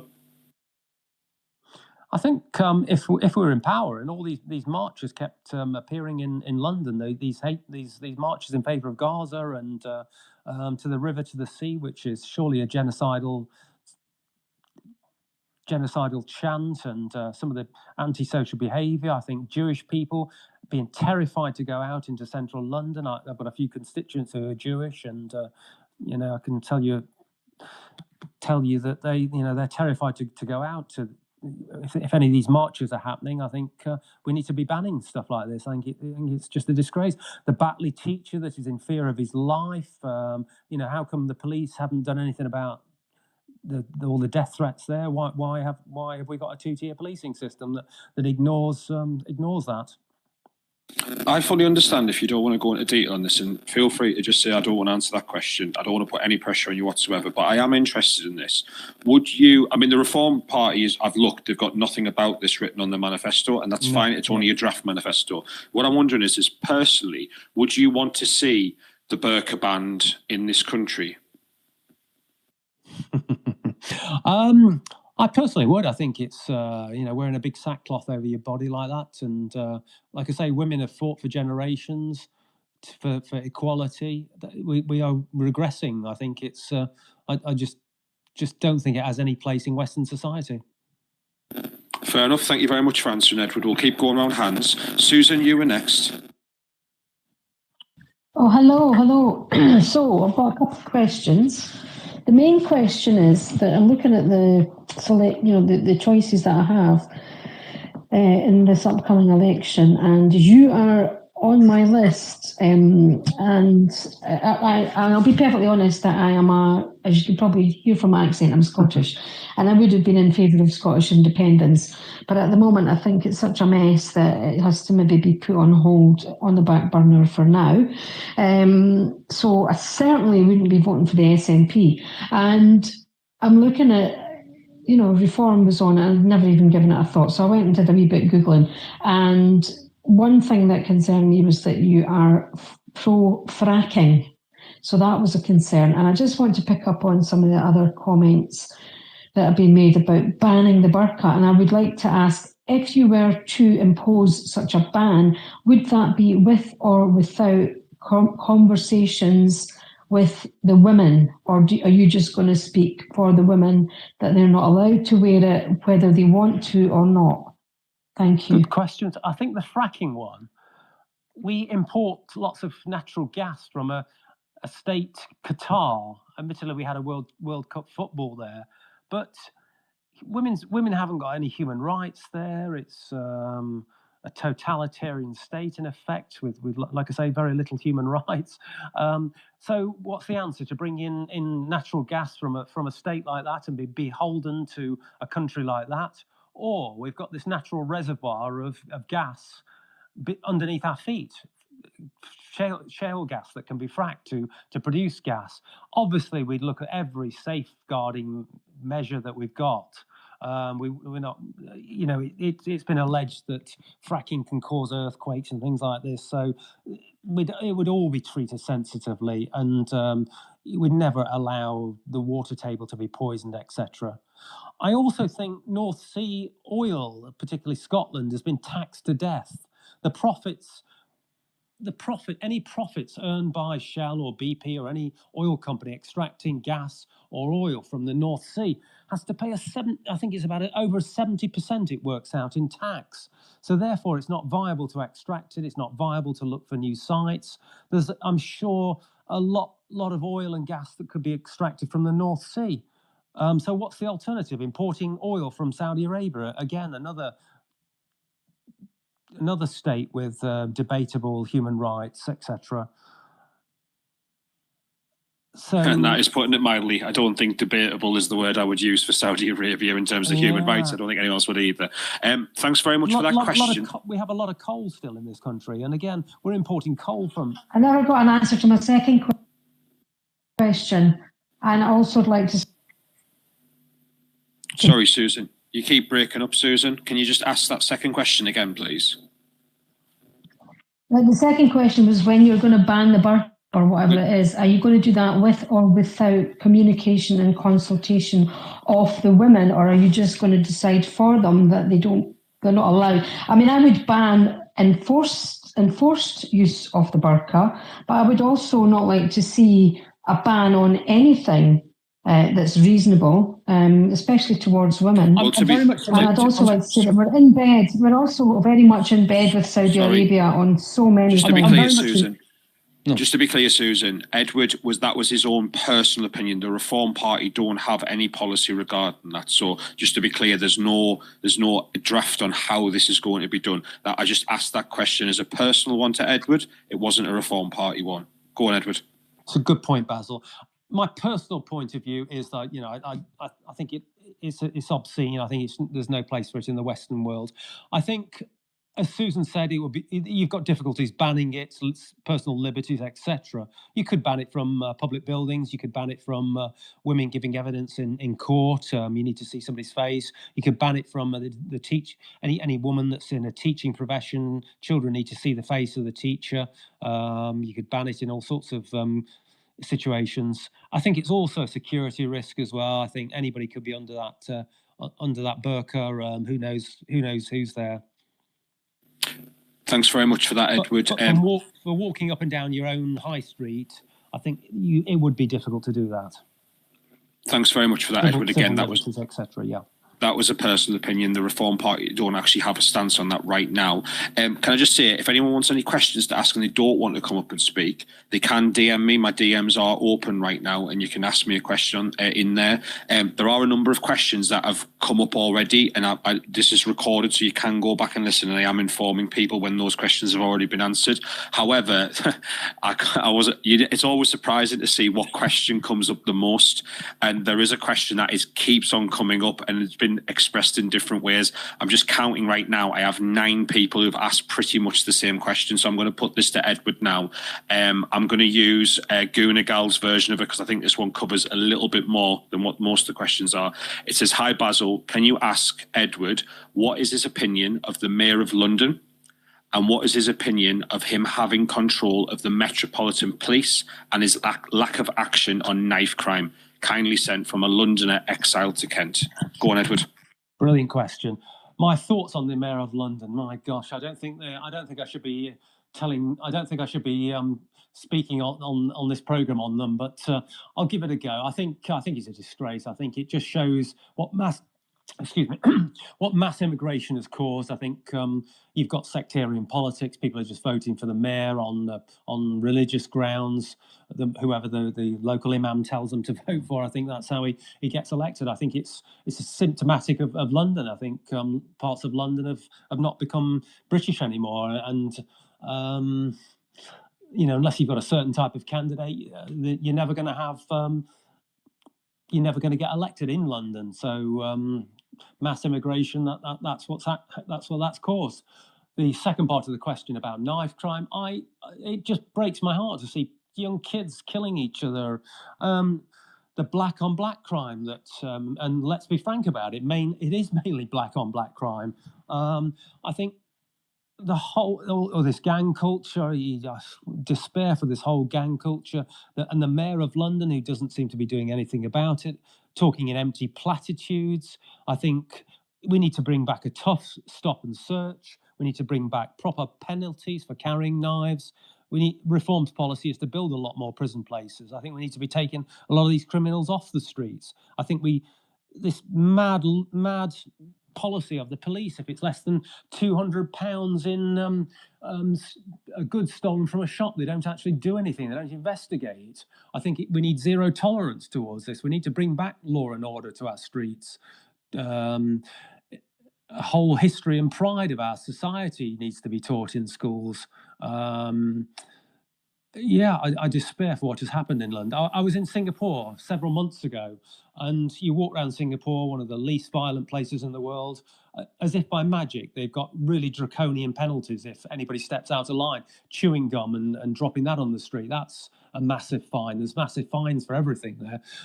We almost don't want to become that, but they have a lot of very strict policies for anybody committing crime. And as if by magic, everywhere is totally safe. You go on the underground in Singapore, fantastic, beautiful, modern swish system, very, very safe. You go in London, you're always looking over your shoulder with the junkies that are hanging around, whether you're going to get your bag swiped. It's,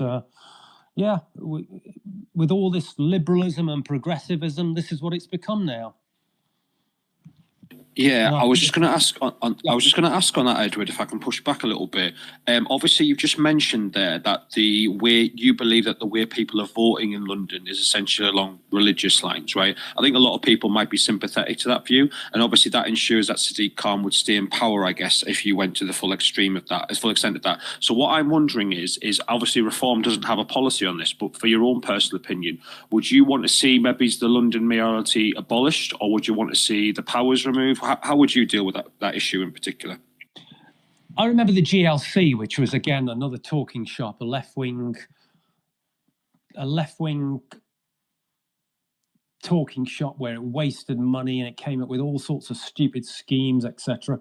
I think it was, and Margaret Thatcher just slapped it down and got rid of it. And it's the same with the London mayor. I think it's just another layer of bureaucracy. I think it could be abolished, and we'll save hundreds of millions of pounds. As with these mayors up and down the country that have got big budgets and spending lots of taxpayers' money. Fair enough. Orkia, you're next. Go on, Orkia. Hello. Hi, everybody. Just a question from me. As a transgender woman, obviously, I'm a little bit concerned about the implications of abolishing the Equalities Act and leaving the ECHR, given that these do kind of provide us with sort of at least some sort of legal protection in some respects. So I guess my question is, what would the Reform Party do in government in order to ensure that transgender people can continue to thrive and participate fully in the community without the protections that those particular pieces of legislation provide? Okay, yeah, great question. I remember before the 2010 Equalities Act, I think transgender people were perfectly fine in society. I don't think it's given them any extra protections. What I am against is giving people protected status. I think we should all be one. I think it should be the content of your character rather than your skin or your sexuality. So I think we were fine before it. I think it's just stirred up. I think it's just stirred up lots of discontent in society, having all these protected minorities, and it's caused more trouble than it's solved by having the 2010 Equalities Act. The European Court of Human Rights, again, under British legislation that had evolved over hundreds of years, citizens had perfectly good rights. I think we don't need the European Court of Human Rights to be making judgments over us. It was set up after the Second World War in a completely different era. It's way past its sell-by date. Thanks very much for that, Edward, and thanks very much for the question, Orkia. English Dan, you're next. Go on, Dan. Hi, Edward. So I'm from literally just on the outside of your potential constituency. So as you could imagine, I speak to some of the potential voters in my local pub. And, obviously I should probably explain to much of the audience, a lot of the constituency is in the Peak District and the surrounding areas. That's mostly countryside. So I'm curious to get your thoughts on specifically local housing and your approach to the whole housing thing, because I know that's quite a controversial topic in your local constituency. Yeah, the Peak District has draconian planning permission. I think planning permissions regulations.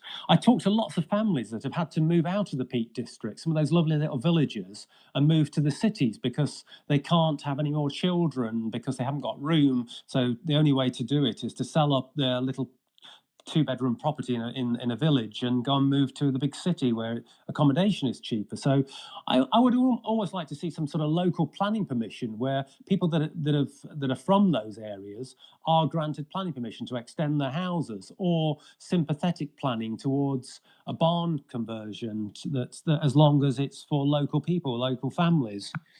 I looked at Taddington and Tideswell. Over half the villages now comprise of holiday cottages. These were cottages where people worked on the farms, like working class people, but they've been bought up by rich people in the cities and rented out as holiday lets. I think there's things there we can look at. I think that there's a big bit of controversy, though, with many people getting frustrated with big corporations just building a bunch of new houses over the top of farms, and they're just getting sold to international investors and so on. And I think many people would appreciate if there's regulations that if there are houses, then they should be for local people, and ideally don't just go and build 1,000 houses on their farmland and ruin the countryside. As it tends to be a common narrative I hear from a lot of the local voters that come from the Derbyshire Dales, and I won't necessarily say what town I'm in, but it's just outside of that area. Yeah, there's a lot of flooding concerns as well because they've been building on floodplains, the runoff as well from the tarmac and the concrete quickly into the systems. That whole Derwent Valley, there's big problems when it rains, and talk about global warming. I mean, it's there's millions of things we can do. I looked at some of the drain. This is a sad top. This is how sad I am. I looked at some of the drains in Bakewell, which has got some very steep hills around it, and Matlock. The drains haven't been cleared out, so the runoff was extra quicker into the towns, and no wonder they flooded this winter. So there's all sorts of things we can do there. Thanks very much for the question. We'll keep going just around on hands. that one, just on that one, English. I talked to loads of people up and down that area, and most of them say that they're going to vote for reform. I'm just puzzled with the polls. Would you echo that, or would you say that most are going to vote for Labour or Lib Dem or something?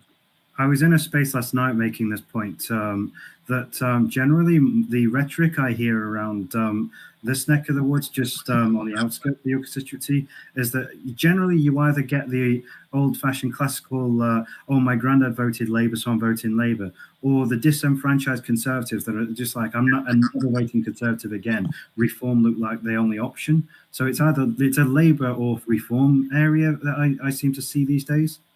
Yeah. Thanks very much for that, Dan. I've got a couple of hustings coming up. National Farmers Union in Bakewell. Bit of a shout out for that one. And I'd be interested to see the Labour take on farming. What are Labour going to do? Just introduce more taxes and more red tape for farmers? So why would that community vote for Labour? Well, it's a good question, that, and in terms of why people vote for Labour, I will say in the area where I'm from in the north of England, it's an incredibly tribal vote. So it's most people I speak to are not fan of Labour policy. Most people I speak to don't actually know what Labour policy is, and when you actually tell them what it is, isn't it?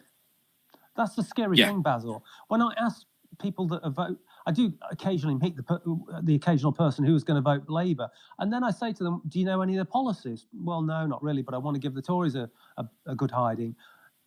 Scary, really scary, how people are voting to decide the future, the way the future of the country is going to be run, and they haven't got a clue what they're voting for. To be fair, though, Edward, if I revealed to them a lot of the reform policies, they'd be horrified by them too, because on the economy, they definitely don't agree with you. But that's, each to their own. I'm just saying, giving the first £20,000 to anybody who's getting a job, having to pay no tax.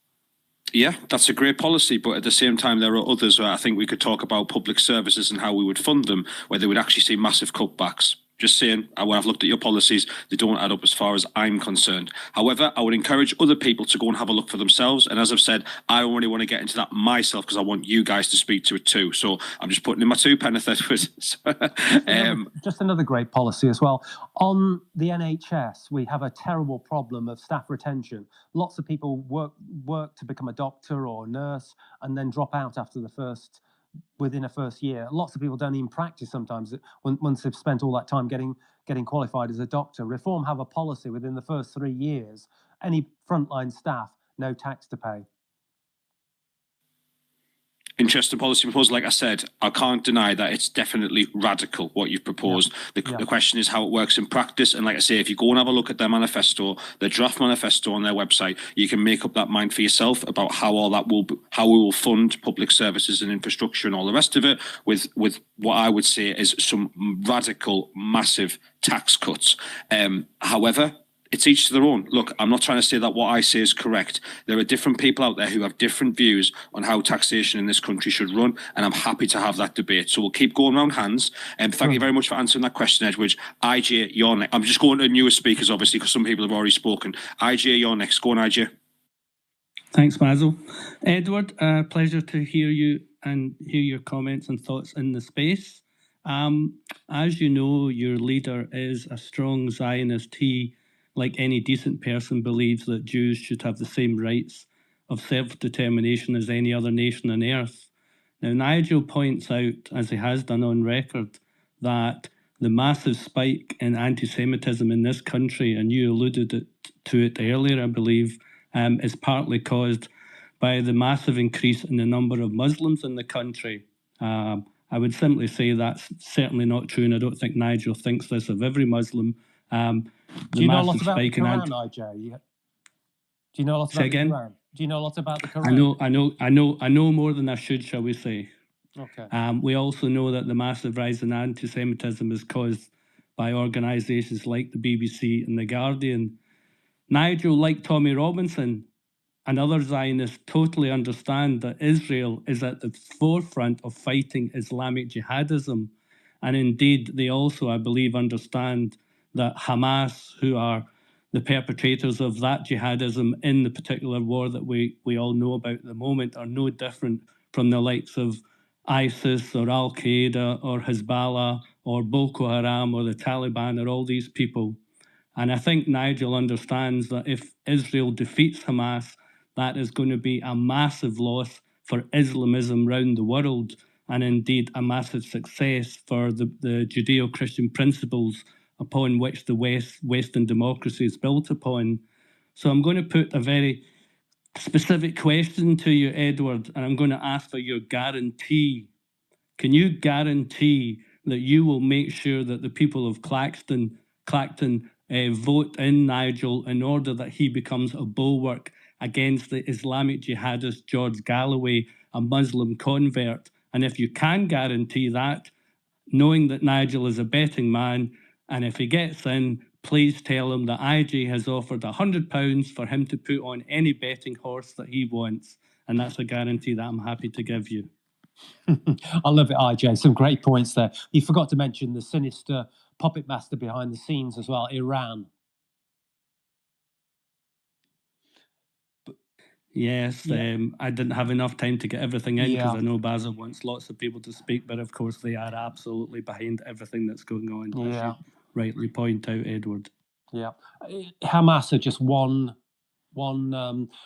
Then you've got Hezbollah as well, of course, in the north, in southern Lebanon, hitting the northern Israeli border. So I cannot guarantee, of course, that Nigel Farage gets elected, but I'm pretty sure he will do. I think he's way ahead in the polls, and he's such a charismatic figure. I only had to look at the amount of people that spontaneously went down to that Clacton Pier today to see him and hear him speak. I'd certainly. You sound like a betting man. I'd get that £100 on Nigel winning the Clacton by-election, in the general election, should I say? I'll put it aside. Good luck, mate. I was going to say that the bookies have Nigel odds-on favourite to win the Clacton by-election. Clacton election. However, they did have him odds-on at the last election, I believe, as well, to win that. So obviously Nigel has insinuated or outright called out cheating by some of the other parties. So it'll be interesting to see what happens this time. I don't know if you want to comment on that, any of that, Edward. I do, actually. I think the Tories just haven't got the resources to do any dirty tricks anymore. I'm seeing in my constituency, they just haven't got the people on the ground anymore. When they got rid of Liz Truss, that was a slap in the face to the rank and file of the Conservative Party members, and they replaced the person who had been voted in under their rules. They replaced Liz Truss with Rishi Sunak.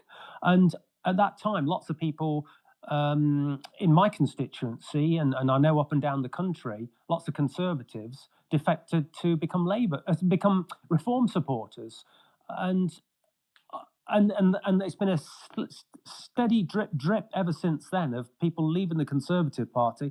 Lots have joined Reform. Lots there's a lot of apathy. People are just not bothered anymore. So I'm hearing that they just haven't got the people on the ground. So the Conservative Party, I think, is in a desperate state. Lots of their big donors are deserting them. They just haven't got the money, the resources anymore to do some of these tricks that they got up to last time when he stood in, I think, North Thanet, wasn't it, in Kent. So yeah, we will see how it goes. With IJ being a betting man, I'm quietly confident. I'll let everybody on this Twitter space. I'm quietly confident in Derbyshire Dales. I've got a half decent chance of winning this. So maybe put your money on me, IJ. You'll get better odds than Nigel in Clacton. Fair point. I'll have fair to point. go 50-50, I'm afraid. Sorry, Basil. That's cool, man. That's cool. Right, I've just taken a real softball for you, Edward, but we'll try and expand the question a little bit. Can you ask Edward if he thinks the countryside is racist? And just to expand that a little bit, what would reform do? I don't want to. Obviously, I know. Look, everyone in this room, whether you're If I can just SDP answer reform, that question. go on, yeah. This is symptomatic of these quangos that I talked about earlier. These are government bodies that are set up to find racism everywhere. And yeah, maybe 30, 40 years ago, racism was a big thing in this country. I think up until Black Lives Matter demonstrations happened, we all got on so well in this country. I think it was never an issue. But Black Lives Matter just exploded, just set a bomb under it, and ever since then we've been at each other's throats, different races within this country. I think you've got a whole industry of race hustlers that make a lot of money out of finding racism wherever it is. It's almost this St. George and the Dragon syndrome. When St. George killed the dragon, he's still got his sword in his hand, and he's got to find another dragon to slay. And that's what's happened with it. It's just with the race industry.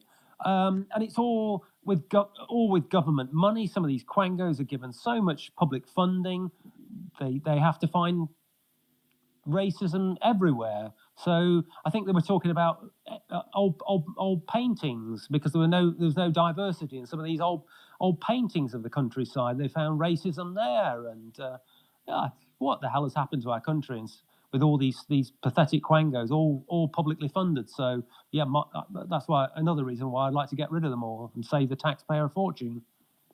I was just going to ask Edward, in terms of maybe it's not even quangos, but sort of the general culture of the country. So these are like, obviously, when it comes to schools, when it comes to the media, these are often independent institutions such as The Guardian, stuff like that, that feed into this narrative that Britain is somehow a racist country. Does Reform or yourself have any ideas about how to tackle this culturally and to try and change the narrative across the country? For me, there's been a great march through the institutions by the left wing, and I think this has happened over 30, 40, 50 years. I think we need to go back to where the teacher training schools. I think we need to go back to where the army trains itself, where the police, they've got the police training schools. I think that all of this needs a good look at, and otherwise our culture is finished. We'll just implode from within. Fair point. There is a culture war being fought across the West at the moment. A lot of it comes from America as well. I'm optimistic. We had McCarthyism in the 1950s, which again, deplorable, crazy situation.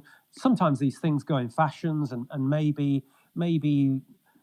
woke has got to the height of woke, and maybe we're coming down off that crest, and maybe it will fall away, and in 10 years' time, people will just look back and think, how crazy were those people in the 2020s with all that woke nonsense.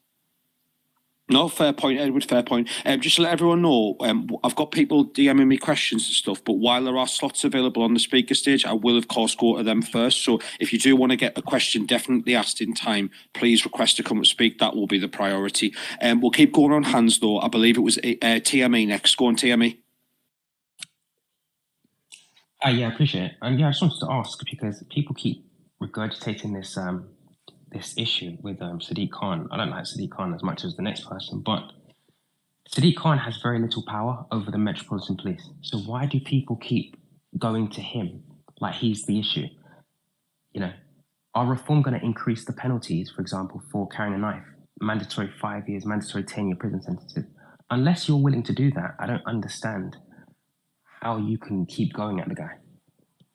TME, I would like to, like Margaret Thatcher did with the GLC, abolish the whole mayor's position, get it back to being run from the Home Office, and then you bring in a law that, there's really tough penalties for carrying a knife. Reform plan to build more prison places, so yeah, let's get these people off the streets and make the streets safe again. Right, but that can happen now. TME, you said that you said something just slightly incorrect when you said that it's not the responsibility of the mayor for the police. The police commissioner and the Metropolitan Police are massively influenced by the opinion of the Mayor of London through the Mayor's Office of Policing and Crime. I would have a look into that if you want to find out more. Yeah, it's largely ceremonial. The police chief, for example, is picked by the Home Secretary. So Mark Rowley could be replaced tomorrow with a serious police commissioner. I thought Cressida Dick got sacked by Sadiq Khan. Cressida Dick. That's correct. Yeah, the mayor of London ends up chooses the best police commissioner. No, they don't. Many people think this, but they don't. The police commissioner is first whittled down from the permanent Home Secretary, the Undersecretary for Policing from the mayor, and then an additional advisor. So when you had Mark Rowley and there was someone else, that's largely not to do with Khan. Then the Home Secretary and the Prime Minister pick the police chief. But again, in terms of knife crime, we've got these problems because people aren't going to prison for carrying the knives. They're out in 48 hours. We see this over and over again.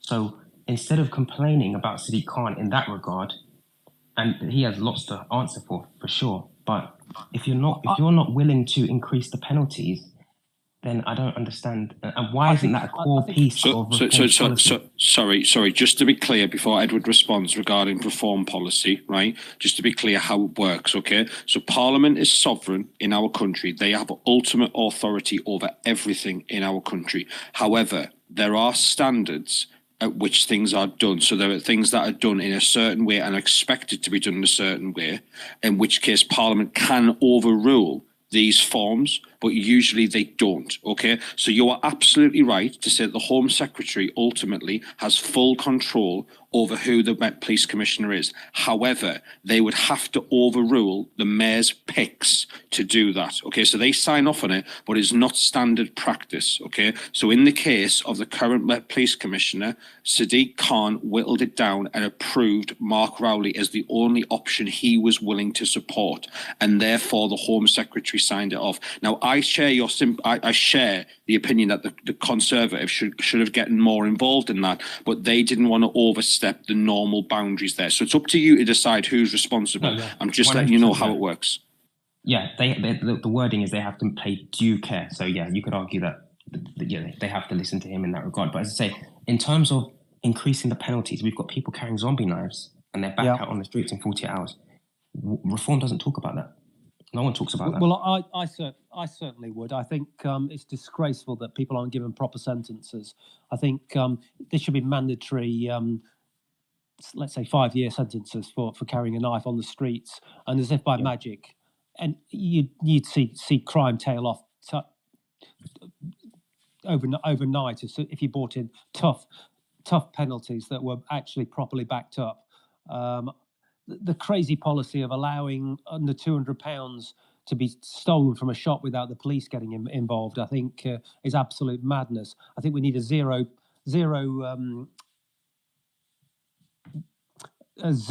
tolerance to any small scale crime all across the board. I think people are just being let off and excuses.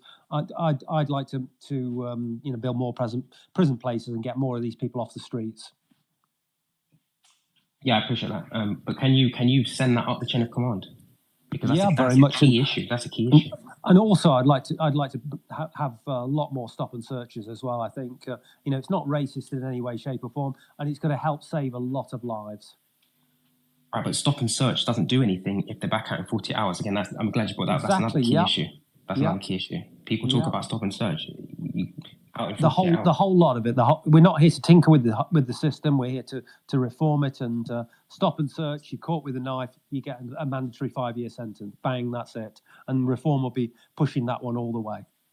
Okay, appreciate that. Thank you. We're very, very tough on law and order, and and you know, crime, the whole magistrates. I think there's some of the magistrates as well. I think you know, we need to look at the whole system really. No, I appreciate that. Thank you. Thank you very much, TME. I just want to say that while we're on London as well, I think the Conservative Party brought in the ULEZ scheme, and Sadiq Khan has took it and run with it, and it is the big monster that it's become now. I think that was actually set up under a Conservative government. Yeah, and I think it's fair to say that any sort of schemes such as this, they require a certain percentage of the population to support them and understand the necessary need for them. But unfortunately, these are sort of enforced upon people, and that's why you get such a backlash that you do. Now, I just want to let everyone know, obviously, there's one more person who hasn't spoken before. Everybody else has. So I will go around hands of people afterwards who have already spoken before. However, if you haven't spoke and you want to come up and ask a question, I will put you to the front of the queue, okay? Because we obviously have some political junkies in here, people who like talking about politics, and they come up and speak all the time. I want to give new people a chance to speak first. So if you have a question for Edward and you'd like to come up and speak, I will put you to the front of the queue if you haven't spoke before already, okay? No problem whatsoever. And also, can I just ask, can you please follow Charlie and Queen Nat, who are up here as well? They don't have to be co-hosts, although they are here to ask questions of Edward. They also provide me with a lot of help and assistance in running the space, and they do deserve a follow. So I just want to say a big thank you to them. Follow them. Also, if you'd like to follow me, I have more of these kind of spaces coming up where I have a number of candidates from other parties coming on. So if you want to see more, not just parties, I have individual politicians, people who've been in politics in the past, political speakers. I am planning all of this in, and we have more of these coming up. I know that on Thursday, we actually have the Scottish Family Party coming on, and Niall Fraser will be representing them. And then next week, we have Students Against Tyranny. James Harvey was a guy who actually got up on stage with Tommy Robinson at the weekend, and he'll be talking about his group and what they're trying to do across universities in this country. So please, if you want to see more of that kind of thing, give me a follow too. You will see it all. We'll keep going around hands. Matthew, you haven't asked a question yet, so I'll go straight to you. Matthew Murphy, go ahead. Hello. Yeah, thanks for having me. I haven't been here long, so I apologise if this point has already been gone over. But a big problem I have with reform is, especially on economics. I mean, reform is, at least most of their people, most of their higher ups, are pretty openly quite Thatcherite.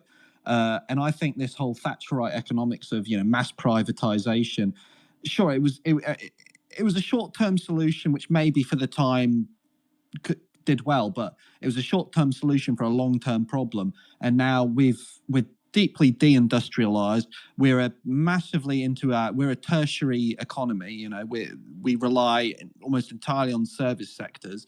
And I just wonder how, you know, as a patriot, you can justify the mass privatization that reform seemingly, as far as I'm aware, endorses. Mass privatization of which industries, Sir Matthew? Well, all sorts. I mean, reform, as far as I'm aware, I mean, you guys want to privatize the Beeb. You want to privatize, you want to continue the privatization of rail and public services and whatnot.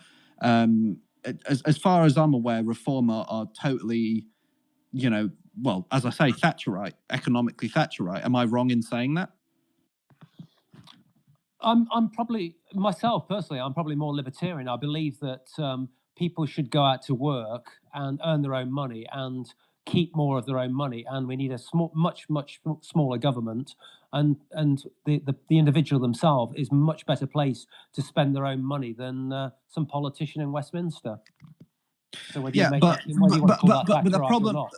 Okay, yeah, so but the problem with that, okay, so I mean, I'm a big fan of nationalisation. It's why I'm an SDP man. I'm a big fan of nationalisation of industries, especially rail. I'm a bit of a, you know, one of them rail fans. If you look at the continent, if you look at Europe, and sure, they don't do a lot right, but something they do really right is rail. And in I think all European countries, rail is nationalised. If you look at rail fares on the continent compared to here, it is astronomically different. And because of that, and this is the thing that I'm getting to, is if you have nationalised rail that is working on a break-even basis means people are able to travel more easy, means more economic activity, which means more growth in the long term. And I just cannot stand the idea of keeping it private. I remember British Rail, and it was a terrible service. That was when it was nationalised, and since it was privatised, some fantastic trains have been created, and for me, I have a great time whenever I travel around the country on the trains, and so I've not a problem with that. I do also travel in Europe sometimes on trains, and yeah, I have to say, great comfortable journeys at reasonable prices. I think government is innately inefficient, and is not the answer. I believe that the market is much better placed to provide better services and better quality, because it has at its heart the profit motive. So I think that most of these industries are better off under private ownership and shareholder ownership. I think I think certain things, especially going away from rail, going on to things that people need to live, like water, electricity, gas. Maybe the regulators that should be operating on a break-even level. That should be operating at a break-even. You could argue the regulators have been asleep at the wheel in these industries, and maybe they need a lot more teeth, or they need a lot more government backup to do this. I mean, yeah, I'm sympathetic to that, but I just think, yeah, okay. I wasn't alive by the time that rail was privatized. Okay, I'm a 2002er. I'm a young boy, so I appreciate that I don't have the same experience you did.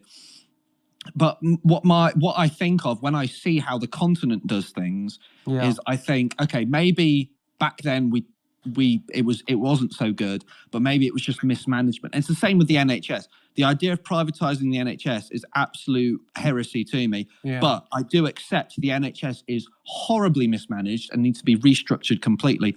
And I just wonder, with regards to nationalisation of public services, rather than just saying, oh, but back in the day we had it nationalised, it was crap. Maybe we should say, yeah, it was crap, but like we can do it better, because we've got models. We've got models to base it on. Do you think let's say a company, an innovative company like Apple, if that was a government company, would we have the incredible iPhones that we have now and the technology? Would it have advanced and would it have produced this amazing tablet in our hands now that has all these functions? Could a government have produced that? I'm sorry, Edward, but that's apples and oranges, because that's not a public service. Utility. You don't need an iPad to survive. You don't need an iPad to see your dying parents. That's complete. It's apples and oranges in my opinion. I've switched it away from utilities to let's go back to utilities. Some of the utilities were diabolically run under the government. I mean, the British Telecom. I mean, you had to wait months to get a telephone. It was just a black telephone, and no innovation whatsoever, because there was no cause for innovation, because it was just a stale job somewhere to go for people in the daytime. In the olden days of British Telecom, it got privatised and became an incredibly innovative service that didn't use up so much of taxpayers' money. Well, I accept that, but this isn't the point I'm getting at. This isn't a binary thing. It's not the choice between privatization and poor management. I mean, I know I'm sounding like a broken record here. No, but you look at the continent. I probably agree with you to some extent with some of the rail franchises, and I think it's Labour's policy. And this is why I think we shouldn't be so polarised. We should listen to other people's opinions and come to a consensus. And I think Labour has some good policies on that. That when it gets to the end of its franchise, it just takes it back at no cost. It doesn't renew the lease to some other company. Maybe rail is a bit of an exception like that and could be better in government hands. But I'm just very worried. Everything government seems to touch just is waste and bureaucracy and inefficiency. Here's what I will say on that, because obviously I'm in the same party as Matthew, and I want to pull this conversation to a close because it went on for a bit. Obviously, thanks for the question, Matthew. What I will say is that it's not as simple as just government does a bad job and private does a good job. What people don't realise is that in these natural monopolies, such as water, energy, rail, where you don't really have much choice in terms of what you want and there isn't proper competition, people don't realise that the government heavily subsidises these industries in a numerous amount of ways, so to keep them going, right? And this is why the railway system is just simply unfit for purpose. There is actually a very good case for certain industries, again, only certain ones, to be brought back into the public ownership. Peter Hitchens, Christopher Hitchens, who you mentioned earlier, his brother, Peter Hitchens, he is by no means a lefty. Everyone would say he is definitely a conservative. However, he makes the case for real nationalisation all the time. It's about being smart with our money and smart with our powers that we have. Now, William Clouston, head of the SDP, has agreed to come on this space. We're just on getting a date. So if anyone wants to ask the alternate question and push that back on him and say, why do you want to nationalise these services? You're more than welcome to. And that conversation will go on. But I'm going to go around hands. Edward, do you have anything else you want to add to that? I agree. I agree with you on that. And I think the regulators, you know, they need to wake up, and maybe they've had pressure put on them from other areas. They need a lot more teeth, and the regulators need to assert their power a lot more. With Peter Hitchens, yeah, I've had a few good debates with him on Twitter. Actually, he's a very interesting character. Yeah, I would agree. We'll keep going on hands though, and I said new speakers could go first. Carrie's come up to speak for the first time. Carrie, go ahead. Hi, everybody. Hi, Edward. Hi. Hi, and thank you very, very much for making yourself available for the evening. I've got a couple questions, and they should be quite quick for you. One of the things I wanted to say to you is I joined the Reform Party, paid up as a member last night, and then I started looking around for my candidate. I couldn't find him. Someone else found a name and an email address for me, but I couldn't find him on the Reform website itself. Is there anything to get the other candidates to come forward with X profiles so we can interact with them similar to this? Because I think it's really useful.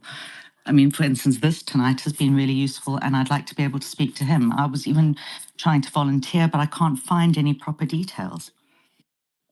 Wow, great to have you on board anyway, Carrie, and thanks for joining and supporting our party. Probably the easiest way is just to go onto the Reform website, and it's Find My PPC and look at your constituency, and there'll be an email address. Yeah, I did that, and it's not there. Now, someone found me a historic page with some details there, but the current page doesn't have him at all. He's not one of these that have been just stood down by some hit job by Hope Not Hate or something like that, is he? Yeah, I'm really not sure. So, which I mean, constituency is it, may I ask, if it's not in this open forum, if it's... No, I mean, I'm happy to dox myself. I don't care. I'm in Andover. Oh, Andover, Hampshire. My dad's from Milford-on-Sea, which is pretty close to there. So I kind of know that area. Yeah, a nice part of the country. Could you direct message me on Twitter, and I'll have a look at it in the morning? I actually went to your profile and I couldn't see how to DM you, so you might have to add me or something. Yeah. Just email me on the profile and just direct message me. No, there's no thing to message you. There's a bell. I think you have to follow me for me to be able to message you. I'm not sure. Okay. You can follow, or Edward, or you can. There's a setting within your thing where you can turn your DMs and make them open to people to DM you. It is a bit of a risk. Obviously, you get the good with the bad. Yeah. Yeah, for instance, Basil has me DMing him. So, Carrie, maybe if there isn't at the moment, which I'm really surprised about, and this is poor on Reform's part. There will be in the next day, I'm sure. I'm embarrassed on this. Maybe if you email one of the adjacent constituencies and just ask them what's going on, I'm sure they'll be in touch with you. Okay, I mean, I can do that, but could you maybe mention to them that it's a really good way of getting their message out there and getting to speak to their constituents? This is like a mini hustings, really, because you get to speak to so many people. Um, The other one I wanted to ask you, you have already mentioned some other quite big Twitter accounts. I wondered if you were aware of Pete North, who's a Northern variant. He does come up with quite a lot of quite interesting policy things. And would you ever be interested in possibly doing a space with him? Love to. I think the more the merrier. I've got 4 actual physical hustings in my constituency over the next couple of weeks, which are going to be a great kickabout. Should be really good. This is fantastic as well to talk to so many people like this. And yeah, always happy to listen and talk to people. I think we all should be. Okay, well, maybe Basil or Pap or something like that could do a moderation and set that up. Yeah, Peter North, you say? I'll look him up. Carrie, if you want to contact Northern about that, if he does want a moderator, I'm more than happy to do it, and I'll reach out to Pap and see if he wants to co-host or something like that. No problem whatsoever. Just DM me, no problem. I may be doing one with Paz49 as well, a YouTube channel. Some of you are probably aware of Paz, and he didn't like Richard Tice whatsoever, but I think he's coming on board now. Nigel Farage is back at the helm. Edward, I will say this. Sorry, go on, Carrie. No, I was just going to say that's great. And I mean, I don't know if the Tommy question's come up yet, but maybe someone else could ask it because I didn't hear it. Yeah, it was asked earlier. That one, Carrie. Yeah. What I will say, though, is a lot of people, I'm just reading the comments and what's going around on Twitter right now regarding this space. Edward, I will say you're getting amazing feedback. You're carrying yourself very well. I don't say that just to big you up. Honestly, you're getting very, very good feedback. And what I will say is it's just really refreshing to have a politician who will come onto a space and talk to people directly. It is a risk for you. I understand this is recorded and so on, but you're at least acknowledging that there are certain things that maybe you don't see eye to eye with on your party, such as Tommy and the marches and stuff like that. So it's very, very refreshing, and I just want to say thank you very much for doing this. It's been Basil, great so far. We owe it to the people. You know, I've been sick of these slimy politicians, these rehearsed politicians that come up with these sound bites that are just false and plastic people. You know, I'd like to feel I'm a real person, and I'm here to represent the people of Derbyshire Dales, and I'm going to do everything I can do to get elected and represent them. I'm just fed up with the way politics has gone. This is why I'm in politics. I despair for what's happened to our country over the last couple of decades. And the terrible leaders that we've had, the terrible politicians that we had. I think I can do better, and you know, I'm prepared to stick my head above the parapet and give it a go. And thank you for your feedback there. It sounds that I'm not alone.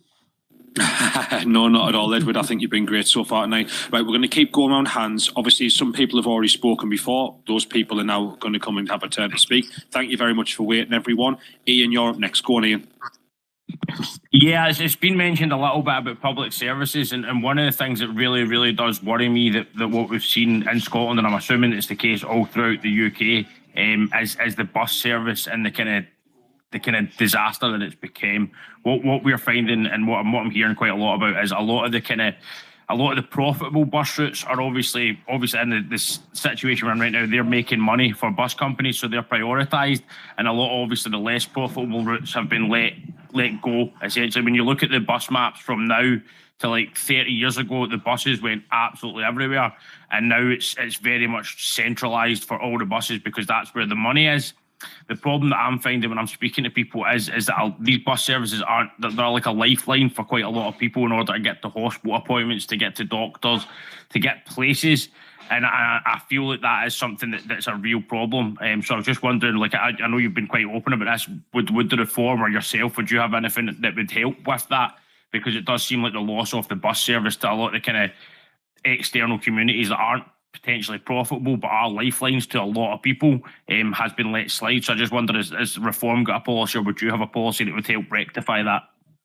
Yeah, I mean, I represent a really rural constituency, and transport and people getting around is a big consideration for people. And at economic prices, you don't want to be paying an absolute fortune just to go on the bus to the nearest town or city or whatever if you live in the country. So yeah, you know, I'm here for the working class people, and I want bus companies to have a proper, not be ripping people off and charging exorbitant prices for these facilities. Maybe we oversee it, and maybe we have a regulator to make sure that it's a fair playing field. Amazing. Just one other little quick question. With obviously reform standing so many candidates, another concern that I do have is kind of quality over quantity. What do you think about that? Do you think that the reform policies are going to be enough to make sure that the candidates are all of a quality? Because like yourself, you've been on point tonight, mate. I'm not going to lie, I've been pretty impressed. But I wonder, on the scale that you have like upscaled so quickly, are you still going to be able to produce the quality of candidate in every constituency? Do you feel like, again, I know that's not a reform policy, but I'm more about kind of your opinion, because you're quite a clever guy. Thank you for your praise. It's good to hear. It's how do I answer this question? Do I tell you the party line, or do I just tell you how things are? I would say that some of the candidates vary in quality, and we've had a few people that have not been right to stand for Parliament, and we have got rid of some of those candidates. I was at a Zoom call the other day, and we had one of these candidates. He was in his bedroom and he had a teddy bear on top of his wardrobe, and to me, that's just not very professional at all. Call me old-fashioned, but I do look at people, and if they've got a shirt and tie on, and they look smart, and their hair's smart, and they present themselves well, I like to see that. I think we need to bring back standards in public office. So in some of the candidates don't meet those standards.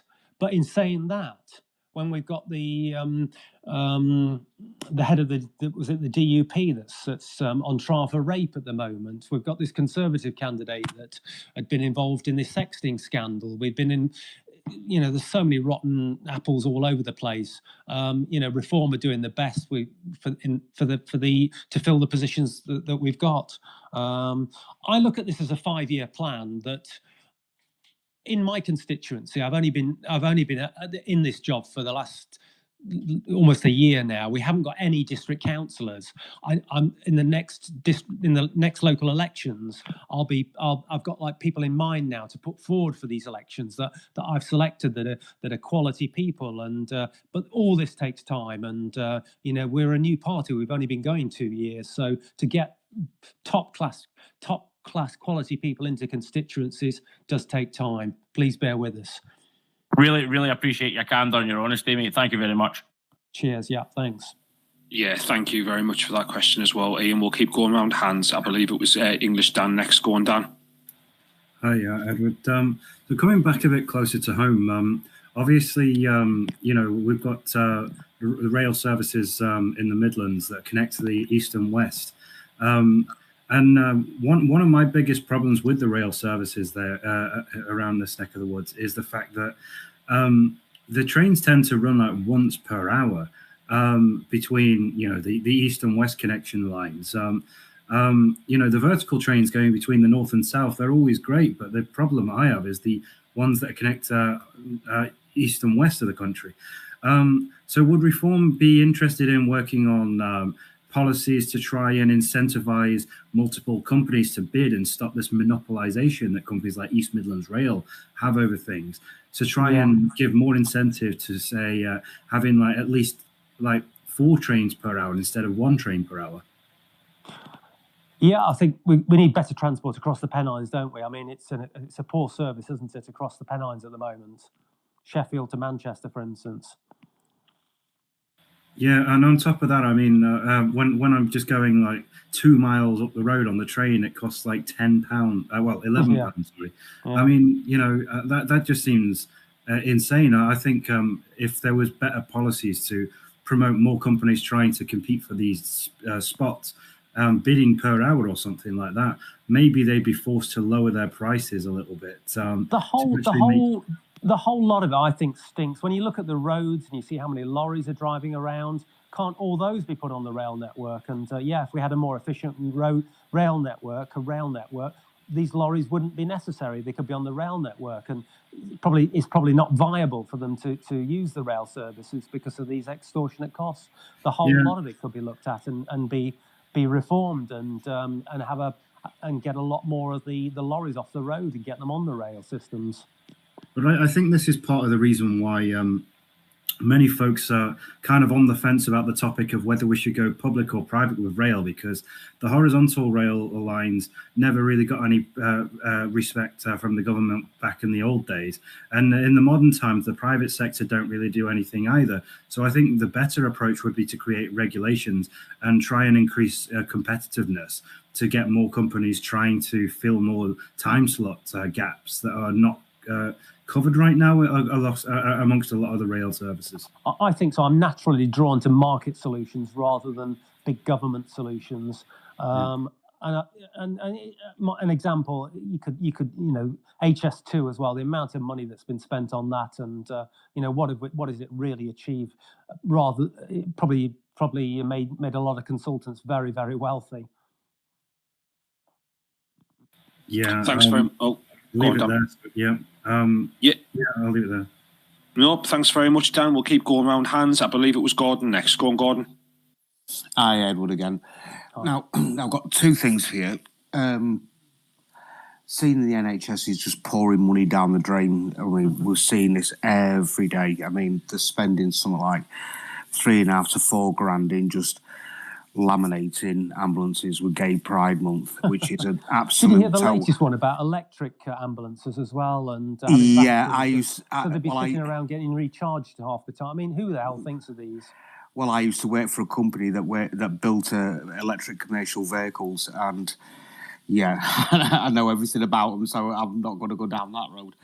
But seeing the NHS is pouring money. You've got these people that are chronically ill for most of their life, and they're not getting out the house or anything, and a lot of them are turning to suicide.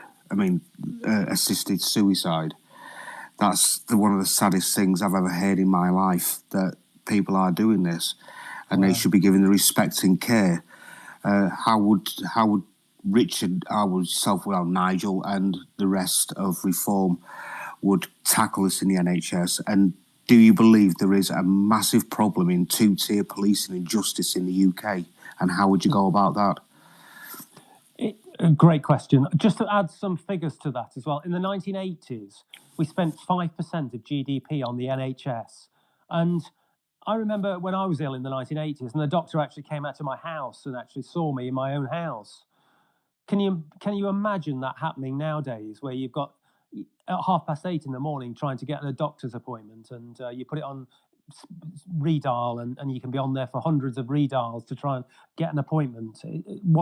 We're now spending 11% of GDP on the NHS. So it's not money, it's what we do with that money, and the legions of managers that have been created, and like you say, some of the equality, diversity, inclusion, painting rainbows on crossings. And I walk around my local hospital and I see all the nonsense of that. I look at some of the job adverts as well, towards £100,000 for equality, diversity officers and things like this. It's how much money is wasted on this. There's also health tourism as well, where people come into the country. I'm told that we've got figures up. Nobody can come up with an exact figure, but we got figures up to £50 million that are spent on people that just fly in for operations and fly out again. So all of this needs tightening up. I think there's a lot that can be done there. Sorry, the second part of your question was? Do you honestly think that there's a two-tier police and justice system in the United Kingdom? And how would you reform that? The police, without a shadow of a doubt. I think we look at these marches in favour of Gaza, and Islam has been allowed to get away with all sorts of things over decades. And again, equality, the 2010 Equalities Act, where the police identify protected minorities and they give them protection. So they take this protection and feel free to commit crimes because they know that there won't be any consequences, there won't be any repercussions. So yeah, very much a two-tier police situation. I think it needs a tough Home Secretary to clamp down on this. I think heads need to roll. I think lots of these police certainly the police and crime commissioners, they need to, it's a non-job. They just have cosy cups of tea every month with the chief constables. I think the chief constables need to feel the wrath of the Home Secretary. I think they need tough management. And if these police constables can't have equal policing for every British citizen, I think they should be out on the rear. I think they should be sacked and demoted. And I think it also starts in the police colleges as well, where they learn to be policemen and women, and it starts there as well. I think we need to get proper people into running those organisations. As with the justice system as well, I do see lesser sentences for certain minorities and for certain sexes as well. I'm going to be frank. I think women do get lower sentences than men in the justice system, which seems sexist to me. Just to come back on what you said about the government spending, it was reported on GB News last week that it was so much percent in, when was it, 2019, I do believe, they said, and now the government spending on the NHS is actually 50%. 50% of the 100% of the spending goes on the NHS. Just over 11% of everything that's made and produced in this country is spent on the NHS. 11% just over 11% of GDP, which is incredible. So when people say to me, "Oh, we need to spend more on the NHS," only 54% of people are actually paying income tax in this country. So a lot of people, it's a free hit for people to say, "Oh, we need to spend more on the NHS," because they perhaps don't pay income tax. So it's easy for them to say. Thanks very much, Edward, for that. It needs to be very much better spent on the NHS, is my point. Yeah, because Richard had it on about he was going to bring in ex-army medical officers and nurses and that type of thing. If they've served the time in the army, then they could go work in the NHS at these higher levels, because you've got all these NHS. I forgot the name now, what they call them, but say like for an area, they cover an area and they are being absolutely mismanaging. Some of these managers are on 200 to 300 grand a year in these areas. So that's an absolute waste of money, because I can go back to the 1980s at Grimsby Princess Diana Hospital in Grimsby. It came out, you had one manager with one head secretary, 2 and 3 secretaries under him, and guess what his function was within the NHS? Ordering toilet roll and soap for the whole of the hospital, and he was on at he was on at the time in 1983. He was on at the time of £73,000 a year. Yeah, I also think we've got all these trusts as well. The NHS has been kind of broken down, and we've got so many of these trusts up and down the country. A lot of the managers of these trusts are earning more than the Prime Minister. And they've got their own back office teams. They've got several other people that are on high payrolls with them. Maybe we need to make it into a national trust again, and get rid of half of these positions. Thank you very much for answering that, Edward. It's been good talking to you. Thank you very much. I mean, don't get me. I mean, the PFIs as well. Those private finance initiatives under the end of the Gordon Brown and sort of the late Tony Blair, Gordon Brown era, that they built some nice shiny hospitals that they could show to the electorate that, look, we built a nice hospital. But some of those deals were the abysmal deals. They were stitched up in the small print. Perhaps to change a light bulb when they were first introduced was £1 a light bulb. But because they've got inflation plus a certain amount on those service contracts, to change a light bulb now is like £50 a light bulb. So a lot of those PFIs need to be reviewed. And again, there's billions of pounds that could be saved there that have been spent out that have been ripped off by, not ripped off, but good businessmen that stitched up the government 20 years ago. I agree, Edward. I absolutely agree. I think the way that the NHS has been run for the longest time now has been an absolute abomination. The SDP's London mayoral candidate, Amy Gallagher, who is a nurse herself and is suing the Tavistock, has spoken at length about this. The amount of waste is astronomical. It makes no sense to carry it on the way it is. It absolutely needs. Whether you agree, look, I've seen reforms policies about. I can talk from personal experience as well. A couple of years ago, my mother died of pancreatic cancer. She was in and out of hospital. Every time she went in, it was somebody different that she saw. The copious notes that the next person then had to read. You spend 10, 15 minutes with the new person acquainting themselves with the patient. It's not rocket science to allocate a particular patient to a particular person or two people, let's say, but literally 20 people over the time that she was going in and out. And I think, what the hell are we doing? It's not. Yet we've got all these overpaid managers and the vast consultancy fees that these trusts are paying out. Yeah, the whole system needs reform. Yeah, it needs reform. That's right. Yeah, on point. Message. I'm throwing out all these subliminal messages to all our listeners. So.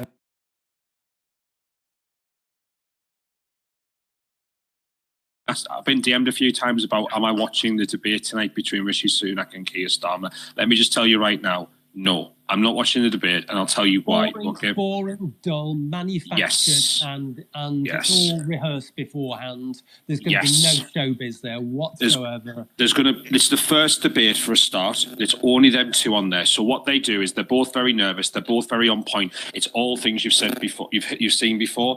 Anything interesting that comes out of it will be clipped and put on Twitter immediately, so you'll see it. But I promise you, the vast majority of it is going to be the same waffle you've heard before. They do not want to make a mistake or put a foot wrong. There's none of the smaller parties on there. There's no Nigel or anything like that up there to actually properly challenge them. This is just a PR stunt, and that's why I never watch the first debate when it's 1v1 of any election. I'll just confirm to you, by the way, their opening statements. This is why we have this managed decline, Basil. The lack of talent and leadership from our government. 30, 40 years ago, we had great visionaries in the left and the right, great politicians that thought strategically and could express themselves. All we've got with Rishi and Sir Keir is people looking for a soundbite on the news. That's these people. That's the quality, low grade of these people that we have now. Absolutely. And you'll be pleased to know in their opening statements, Rishi Sunak confirmed that his parents worked in a chemist and Keir Starmer confirmed that his dad was a toolmaker. So we'll all be pleased to know the same lines are being trotted out, okay? There's nothing... Look, if you want to go and watch the debate, that's fine. I know some people dropped off. At the end of the day, it does not interest me whatsoever. And I guarantee you, at the end of it, everyone will come away going, that was boring. We'll carry on. It's like when Nigel Farage was on Question Time as well. BBC lefty programme. He couldn't even finish his statements. Fiona Brose kept intervening. It's all managed. It's all staged. 100%. We know that. We'll keep going around hands. Zeus, we've got a new speaker up. Zeus, go ahead. Zeus, are you there? You on mute? Hello. Can you hear me? Go ahead, mate. Yeah, go ahead, mate. The thing is getting to me is the lack of money getting spent on infrastructure. I mean, the roads are terrible, the drains are blocked, and I've just went and put bike lanes over the drains, so I don't know how they're going to get them cleaned. So what I'm finding is the infrastructure of the cities are falling apart and no money's been spent on that. Great name, by the way, Zeus. I love it. Yeah, I agree with wholeheartedly. But when we've got all these boat people coming over here, living it up in our hotels, I think the figure's £8 million a day spent on all this. No wonder there's no money left to fix the roads and the potholes and the infrastructure that's crumbling around us. So we're wasting so much money on all sorts of. We've got the foreign aid budget. We're spending. Rishi's got it down to 0.5% of GDP, which is still 12.5 billion pounds. That's mandated to be shoveled out the door at the end of the tax year if it's not been spent. So all sorts of wasteful schemes like that. We're wasting tens of billions of pounds across government that could be spent on rejuvenating our whole country and the whole infrastructure. So yeah, and it's all part of this managed decline that we see all around us, which reform will, we're here to rejuvenate the country and get a super efficient infrastructure back in place again and get every pothole fixed. Thanks for that, Zeus. IJ, you're next. Go on, IJ. Edward, for the record, I used to work in the music industry. I was reasonably successful, particularly in the realms of PR and marketing. You've spoken eloquently and respectfully on this space for 2 hours. You'll know how the media manipulate things.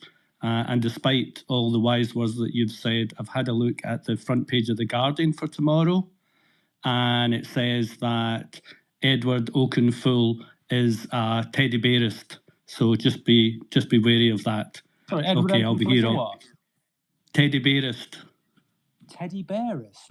Anti-teddy bear. Okay. Bad joke. I'll be here all week. I think it was a bad joke. Yeah, about you mentioned earlier on about teddy bear. But that wasn't my point. Okay, kidding aside. Look, I'll do the jokes, IJ. I'll do the jokes. Go on, carry on. Listen, I've had worse audiences you had than me this. Going there. That was a good one. As you can probably tell from my accent, I'm Scottish. I'm very patriotic. I was very involved in the 2014 Better Together campaign. One of the things, sadly, that came out of going door to door, literally week in, week out, in all weathers, was finding the horrendous anti-English jingoism and xenophobia that existed in, well, I won't tell you what constituency. And I might add, whatever I and the others in my constituency did, we were one of the ones that was expected to lose to the SNP, and we won our constituency. And of course, we know that the Better Together campaign won overall. But that's not my point. My point being that we've had 17 years of horrendous, corrupt, incompetent fools running our Scottish government. And I would hope that your party and indeed the other unionist parties could do something about that. So I say to you, honestly, my friend, as someone who has listened and with great appreciation of the things that you've said today, whoever is representing to your party in Scotland is not gaining traction. We are not seeing your message coming through in the Scottish media. We're not seeing it in the papers.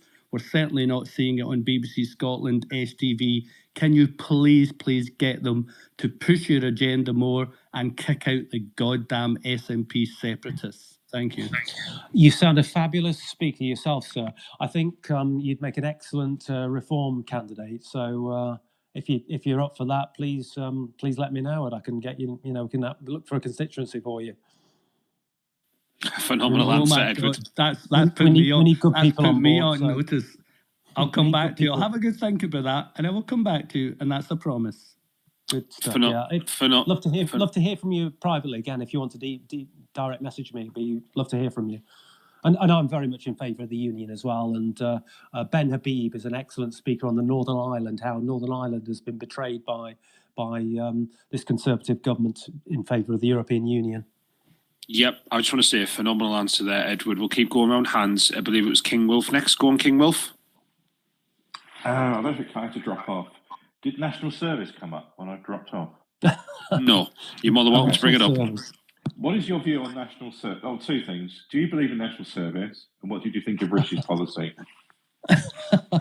National Service. I think Rishi's been listening to too many focus groups. I think it's just a buzzword. He's had his people go into a focus group and they've listened to buzzwords, and National Service came up, so he's rushed out a policy on National Service. Goodness knows who's advising him. When he was standing outside Downing Street in the pouring rain and listening to things can only get better music blaring out. What an embarrassment to our country, and more embarrassing, more worryingly, is who the hell is advising Rishi. So with this National Service, it's just a gimmick. The army has sold off so many barracks for a profit to developers, and the army just hasn't got the barracks left anymore. There are 700,000 18-year-olds at the moment. So if you introduce national service, like Rishi's suggesting, where the hell are these 700,000 kids going to be housed to be in the army? And the army is so reduced at the moment, and the morale is so low at the moment. They don't want to be nursemaiding a load of kids that don't want to be in the army. So no, the policy just won't work. Do you think we need something like it to restore some, so people are a bit less precious and a bit tougher, like we were brought up to be? Yeah, I think so. Do we need something like it? I'm not saying it's that, but do we I think we need proper history lessons. I think we need proper history lessons so that we're taught all the great things our country's achieved over the millennia, and all the great things we went out into the world that we gave, the Industrial Revolution, the British Empire as well, all the great things that achieved. I think there's too much negativity about our history, and it's resulting in a lack of pride in our country. I think Nigel Farage touched on it, that so many kids now don't even know what D-Day was, which is just disgraceful. It's funny, actually. In my small town, we've got D-Day flags up. So all the allies and D-Day, we've got flags up for D-Day celebrations. I don't know how many towns have done that, but actually our council has. Yeah, I have to say where I am, they're great for the poppies when they're in November, and but yeah, I think history proper history needs to be taught in school. This Black History Month, which is a collection of fairy stories and nonsense, I think needs to go, and I think we need proper history lessons taught in schools. Agreed. Controversial or what, but yeah, get rid of Black History Month. Controversial, indeed. Donald Trump didn't get where he was by holding back, and so I'm not holding back on some of these things. Do you know what, Edward? Right, as much as you might say that's controversial, there are a lot of people out there who I think you're speaking for there when they say that they actually want just people to be treated fairly under the law and fairly within the culture. When I said I agree with you, I was talking about promoting Britishness and British values. But when you move there onto Black History Month, I hear people all the time say things like this. I'm not saying it's right or wrong, but what I am saying is there is definitely a group of people out there. I'm not sure how large it would be, a contingent of the population that totally resonate with that message. Yeah. I was just going to say, it doesn't help integration, does it? I was on a chat yesterday with somebody from some BLM, and they wanted like the Muslim vote, they wanted a separate black vote, and I'm going, this is not going to help. No, we need to bring people together. We didn't have an integration. When I grew up, we didn't have an integration problem. Yeah, we called people names and whatever else, but we didn't have an integration problem. And then suddenly, I don't know what's happened the last 10, but we've suddenly got an integration problem. People want all their little organisations, and we need our vote, and they need their vote. And I think too many people are making too much money out of it, and there's a whole race industry out there looking for division, and that are splitting us apart when there aren't these divisions in effect. It's just people looking to hustle and make money out of it, and you've got your Dr. Schollers and things like that on television that become real big celebrities through it and sell lots of books and things like that. So that's the problem. Yeah, exactly, and this is what I wanted to get to, because it's not about the actual issue itself. It's about all the connotations that go with it and about the integration and so on. It's actually quite a divisive issue, and that's why it can be seen as a bit of a problem. So I actually understand your point there, Edward, and I would say there's plenty of people who would agree with it as well. We're going to keep going on hands. Queen, you've got your hand up. Go ahead. I think we've had too many people come to this country that don't want to assimilate. I think the whole multiculturalism policy has been a disaster. I think people should come to this country and assimilate, and because we've had so much mass immigration, it hasn't been required of them to assimilate because they don't need to. They can go to their own communities and talk their own language, and but if we'd had much lower levels of immigration, We'd have had a much more, people would have had to have integrated, people would have to speak the language, had to adapt to our cultures, and we'd have a more homogeneous, more safe, secure population. Very good point, mate. Very good point. Nat, I understand you've been just checking in on the debate. How's it been going? I turned it off. Boring. I sent a message to Basil saying I might have to leave so I can watch the debate, so I can commentate, and I turned it off. I was like, oh, this is boring. Is it better on here, is it? Yeah, so I thought I'd come back here. It's more informative, and I'm actually learning things, unlike on there. They're just saying the same old crap. Yeah. I think Keir Starmer did say, though, he is going to raise taxes. And there's a surprise. Yeah, there you go. I've got two more really questions for you. In fact, I can't even believe that Keir's admitting that, but we all know he's going to have to increase taxes to make. I think from what I've seen as well, he said something about pensions as well. He's admitting that he's going to. People are writing on my comments as well, but I'll go deal with that after. In a way, the I space. wonder for decent, hard-working people. He's almost sending a message that it's not worth saving. You might as well blow your money and waste it, and don't put any money aside and save up for your pension. Don't put any money aside in your ISA or your savings account. Just waste it, and the government will reward you with more welfare and make you more reliant on the government. I want the complete opposite. I want people to go out to work, be allowed to keep their own money, and do what they want to do with their own money, well, that's true conservative values. Whether they sink or swim with it, there will be some people that will waste it and have nothing left, but so be it. I think you're being kind to be cruel in a way by not giving them all the welfare in the world. It just leads to a society that just relies on the government and is not what I want to live in. I totally agree. So my two questions were, mainly I think was going to touch back to Hope Not Hate. We did briefly mention it earlier. I just wondered your opinions on the organisation of Hope Not Hate and your opinions on Richard Tice apparently working closely with them and deselecting reform candidates over Hope Not Hate's recommendations. Well, Hope Not Hate, so actually given money from the government, which they've got a charity status, and apparently the government gives them some money as well. Which why are taxpayers paying for this nonsense? They wouldn't do it to a far right organisation, so it should be far left organisations should be treated the same as far right organisations. Precisely, and all Hope Not Hate do is try and look for dirt on any conservative or reform candidates and try and get them deselected, and that's their raison d'etre, which taxpayers' money should not be wasted on. So that's one point.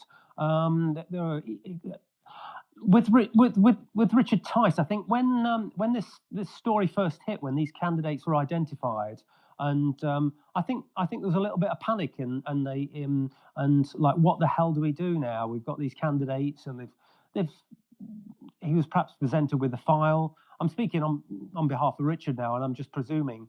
I presume he was. Lots of these comments were taken out of context, and I think he got scared, and he thought we have to. That's why I'm hoping Farage will make a difference there, because Farage take things on the chin a bit more, on the shoulder. He's used to it compared to Richard, who wanted to grow the party and to make the party as best as he could without causing controversy. I agree. Nigel knows that controversy follows him. But I think he got very scared and then deselected them, and maybe after that there was a lot of outrage, especially on Twitter and in certain publications that said that he was in the hands of Hope Not Hate, and he was Hope Not Hate had working with Richard. They certainly weren't working with him. I think he just got a little bit scared and deselected people. But then he went the other way, and there were several other candidates in a Daily Mail hit job that tried to identify candidates, and they looked for words out of context, and they trawled back through Twitter accounts over the last 10 years, social media, for any bit of irregularity and any words they could use out of context. And he actually stood by those candidates. That probably wasn't common knowledge, but that's actually... Hopefully he learned a lesson. He saw the backlash on Twitter, and hopefully he saw that and thought, because let's be honest, we don't want reform to do what the Conservatives have done. which is trying to appeal to voters that are never going to vote for them, Yeah. is just pointless. You need to appeal to your base. Yeah. So that's the first question. The second question was about the policy, one of your policies. And I think Nigel Farage, like you say, he's been around the bush. He's been around a lot longer, and I don't think this kind of thing will happen under Farage. I think he knows how to know how the general public feel as well, and what will go down well and what wouldn't. No, and more as well, I think. And he's got an excellent Reform. Have got an excellent press manager, Gawain Towler, who's a legend within the industry that manages these things. So yeah, great people on board, really.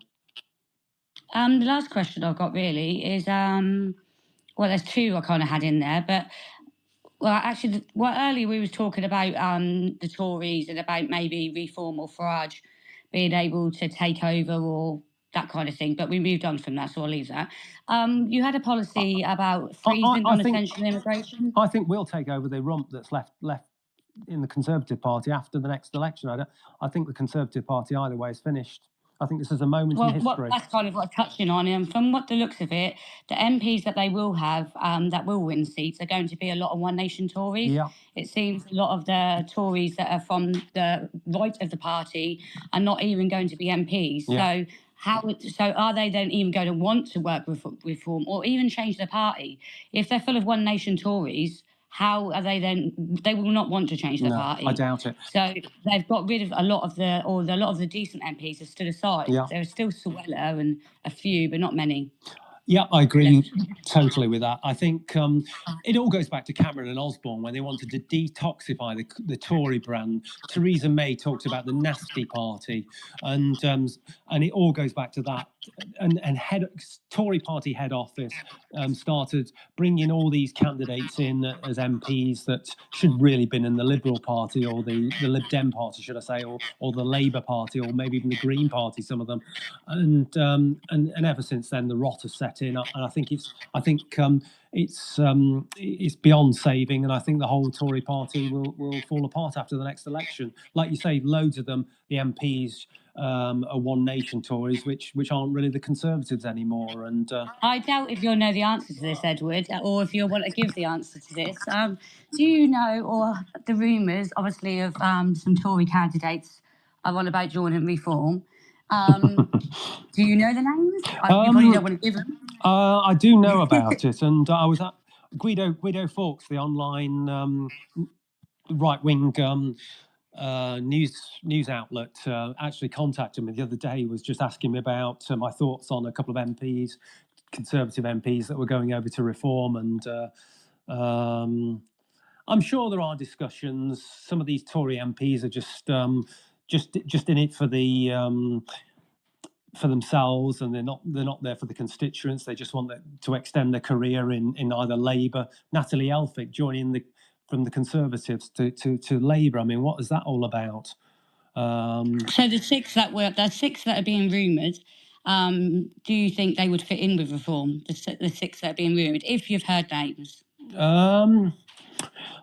No, I don't particularly think they will do. And for anybody like myself, the fact that you didn't even have to name them and he knew exactly who you were talking about, I think speaks volumes. Well, there's also people like myself that are slogging my guts out up and down my constituency for the last 12 months, and it's been on steroids ever since the election's been announced. Imagine if they brought a Conservative MP in and I just got stood down. I mean, I think it would be a disgrace. I hope they wouldn't do that. I hope if they brought the Conservative MPs in, they would put them in seats that have not been allocated. But then at the same time, some of these MPs might want to run in the seats they're already in. Yeah. So I can see Yeah. what you're saying. It would cause some could be pushed out. I think Yeah. on the PC. It could cause a lot of infighting as well, like you said, because Could there'd do. be a lot of people would be angry and disappointed. Yeah. Could do, yeah, I think so. Yeah, can you imagine the morale if a few people got stepped down and But then if a character like Suella Braverman came, you know the publicity that could bring with it, as well as new voters.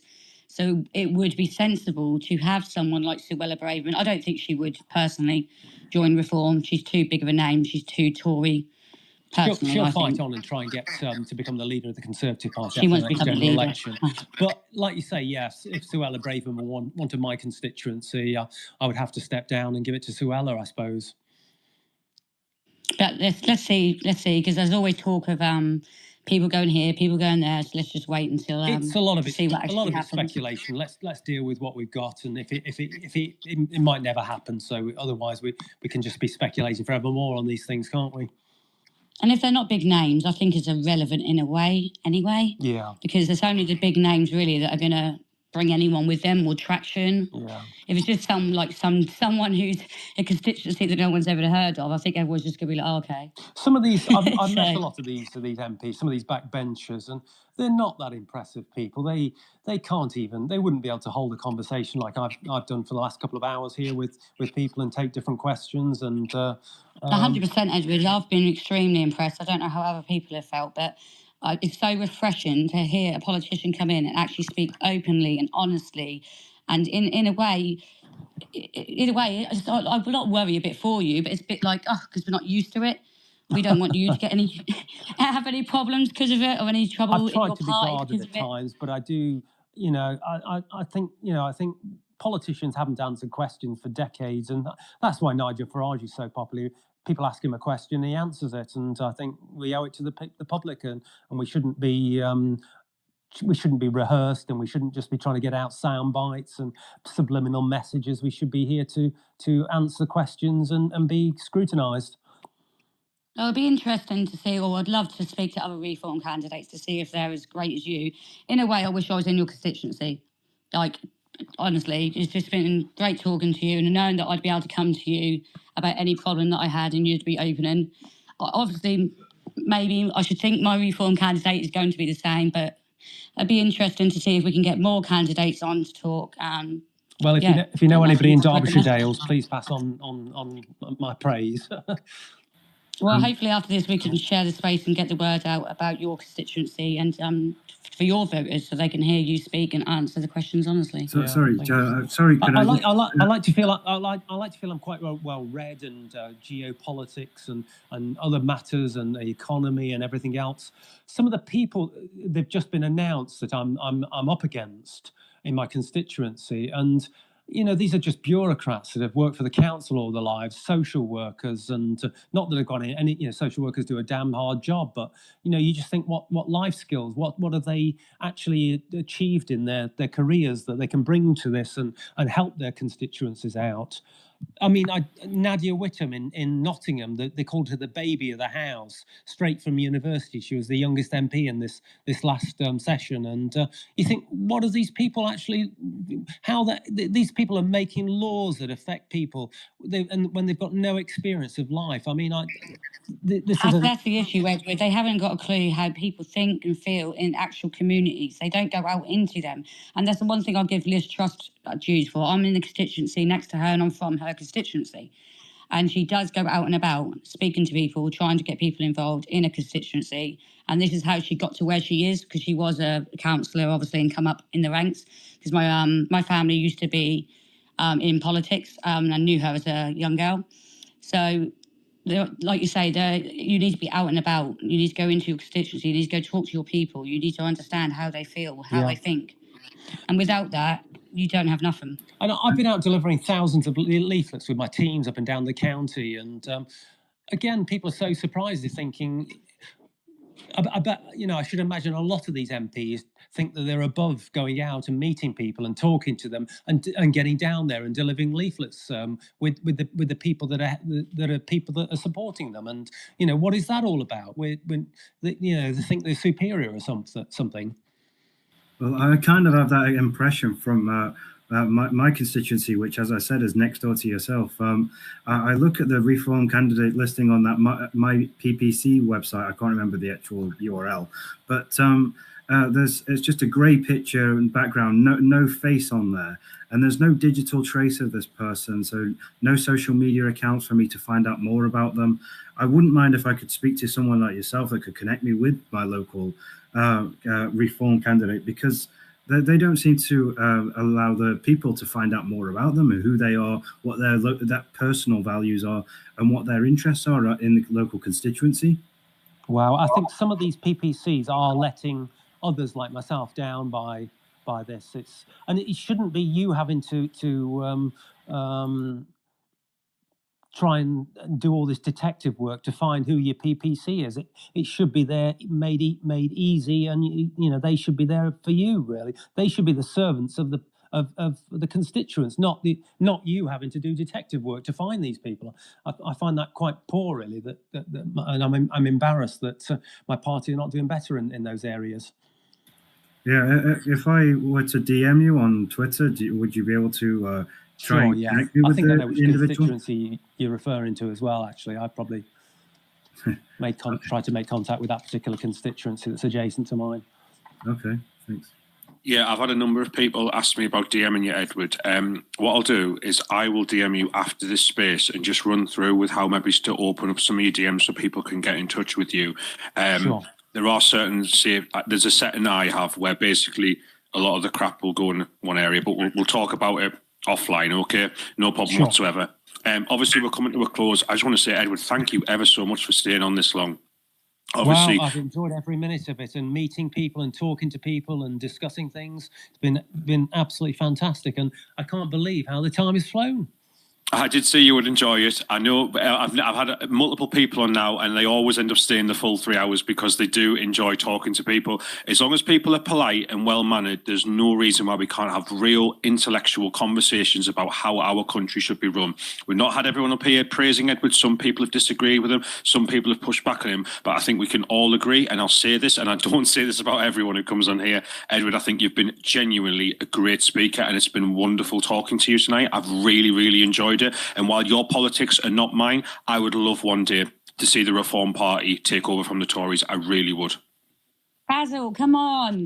How you was going to get me to join the SDP, I'm now going to get you to join Reform. Come on, Basil. Listen, I've never been shy about this. Look, Reform's policies are not mine. Okay, their politics are not mine. However, if the SDP, You agree with literally every single thing apart from a few economic policies. apart from a few things like the economy and how that's run. Look, if well, that's not as important as everything else that's going on. Come on, Basil. I'll try my best tonight. If I can't persuade you, there, you know. Queen Nat makes an excellent point, right? I'm gonna let Diana, who is one of the SDP candidates in the selection, I'm gonna let her have the last question, okay? But I'm just gonna say this, right? Queen Nat makes an excellent point. Charlie Sansom and me have spoken about this privately and said the exact same thing, right?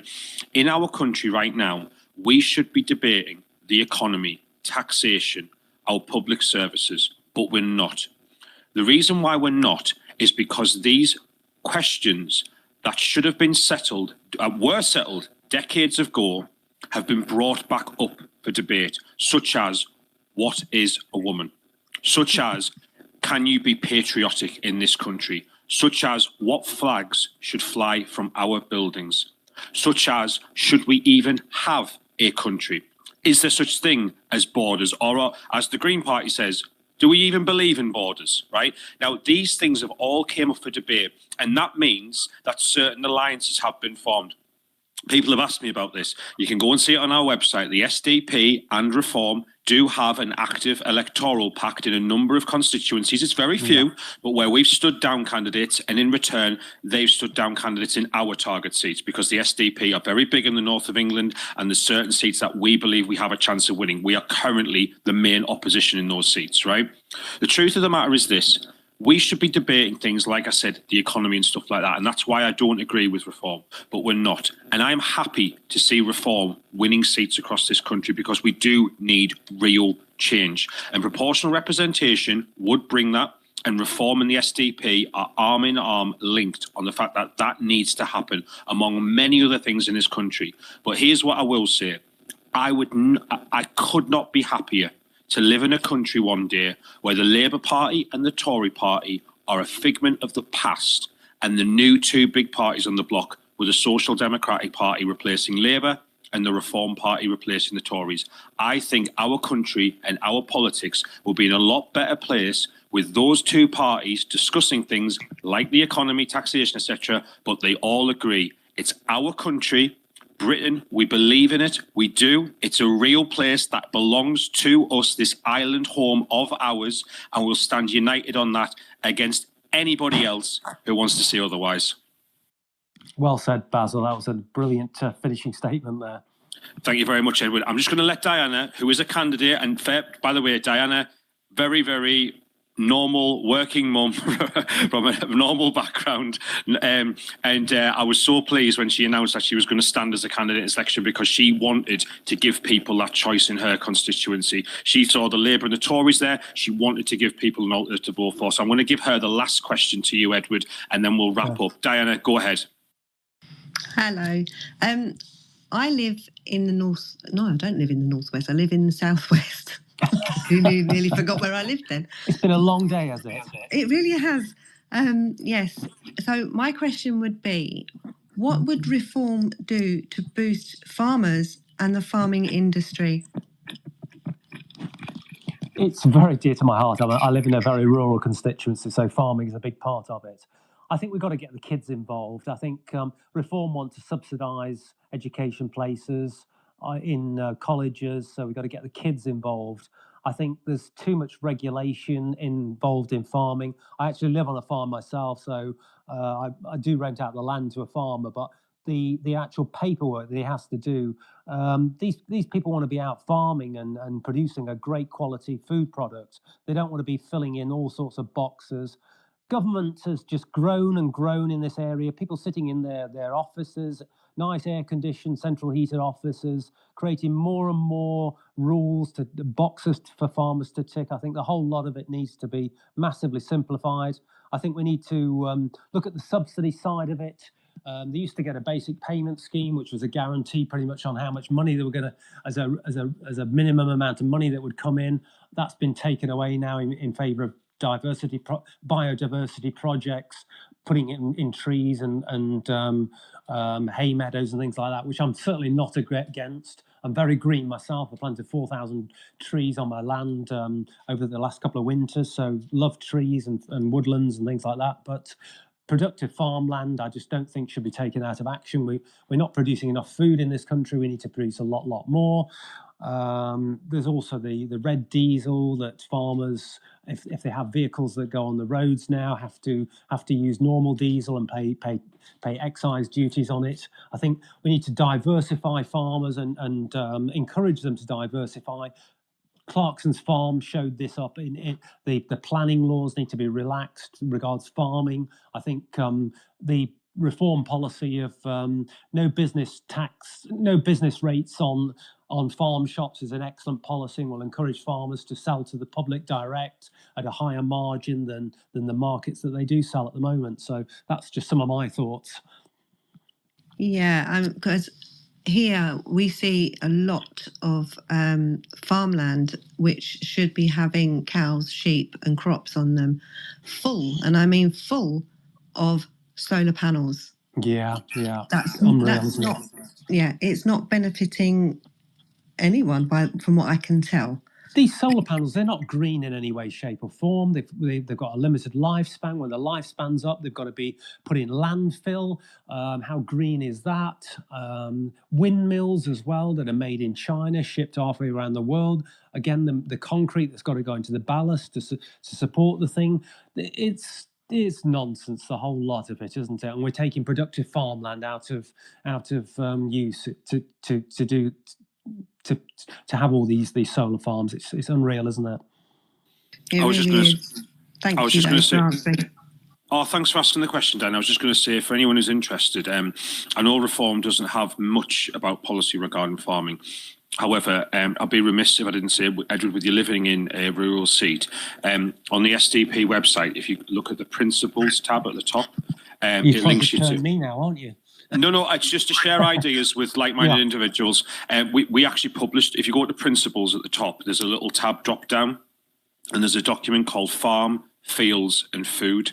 Now, this is the SDP's full green paper. We're the only party that I'm aware of that's actually come up with something that we would do to change, because currently they've tinkered around the edges, but essentially we're still using the old common agricultural policy from the EU, and it's not fit for purpose. We need to have a massive reform, wink, wink, of the whole system, right? So that's our idea, and I really like it. It's much more bespoke for Britain's needs. I would be interested if you want to maybe give it a read and see what your thoughts of it were. We can always feed back to us.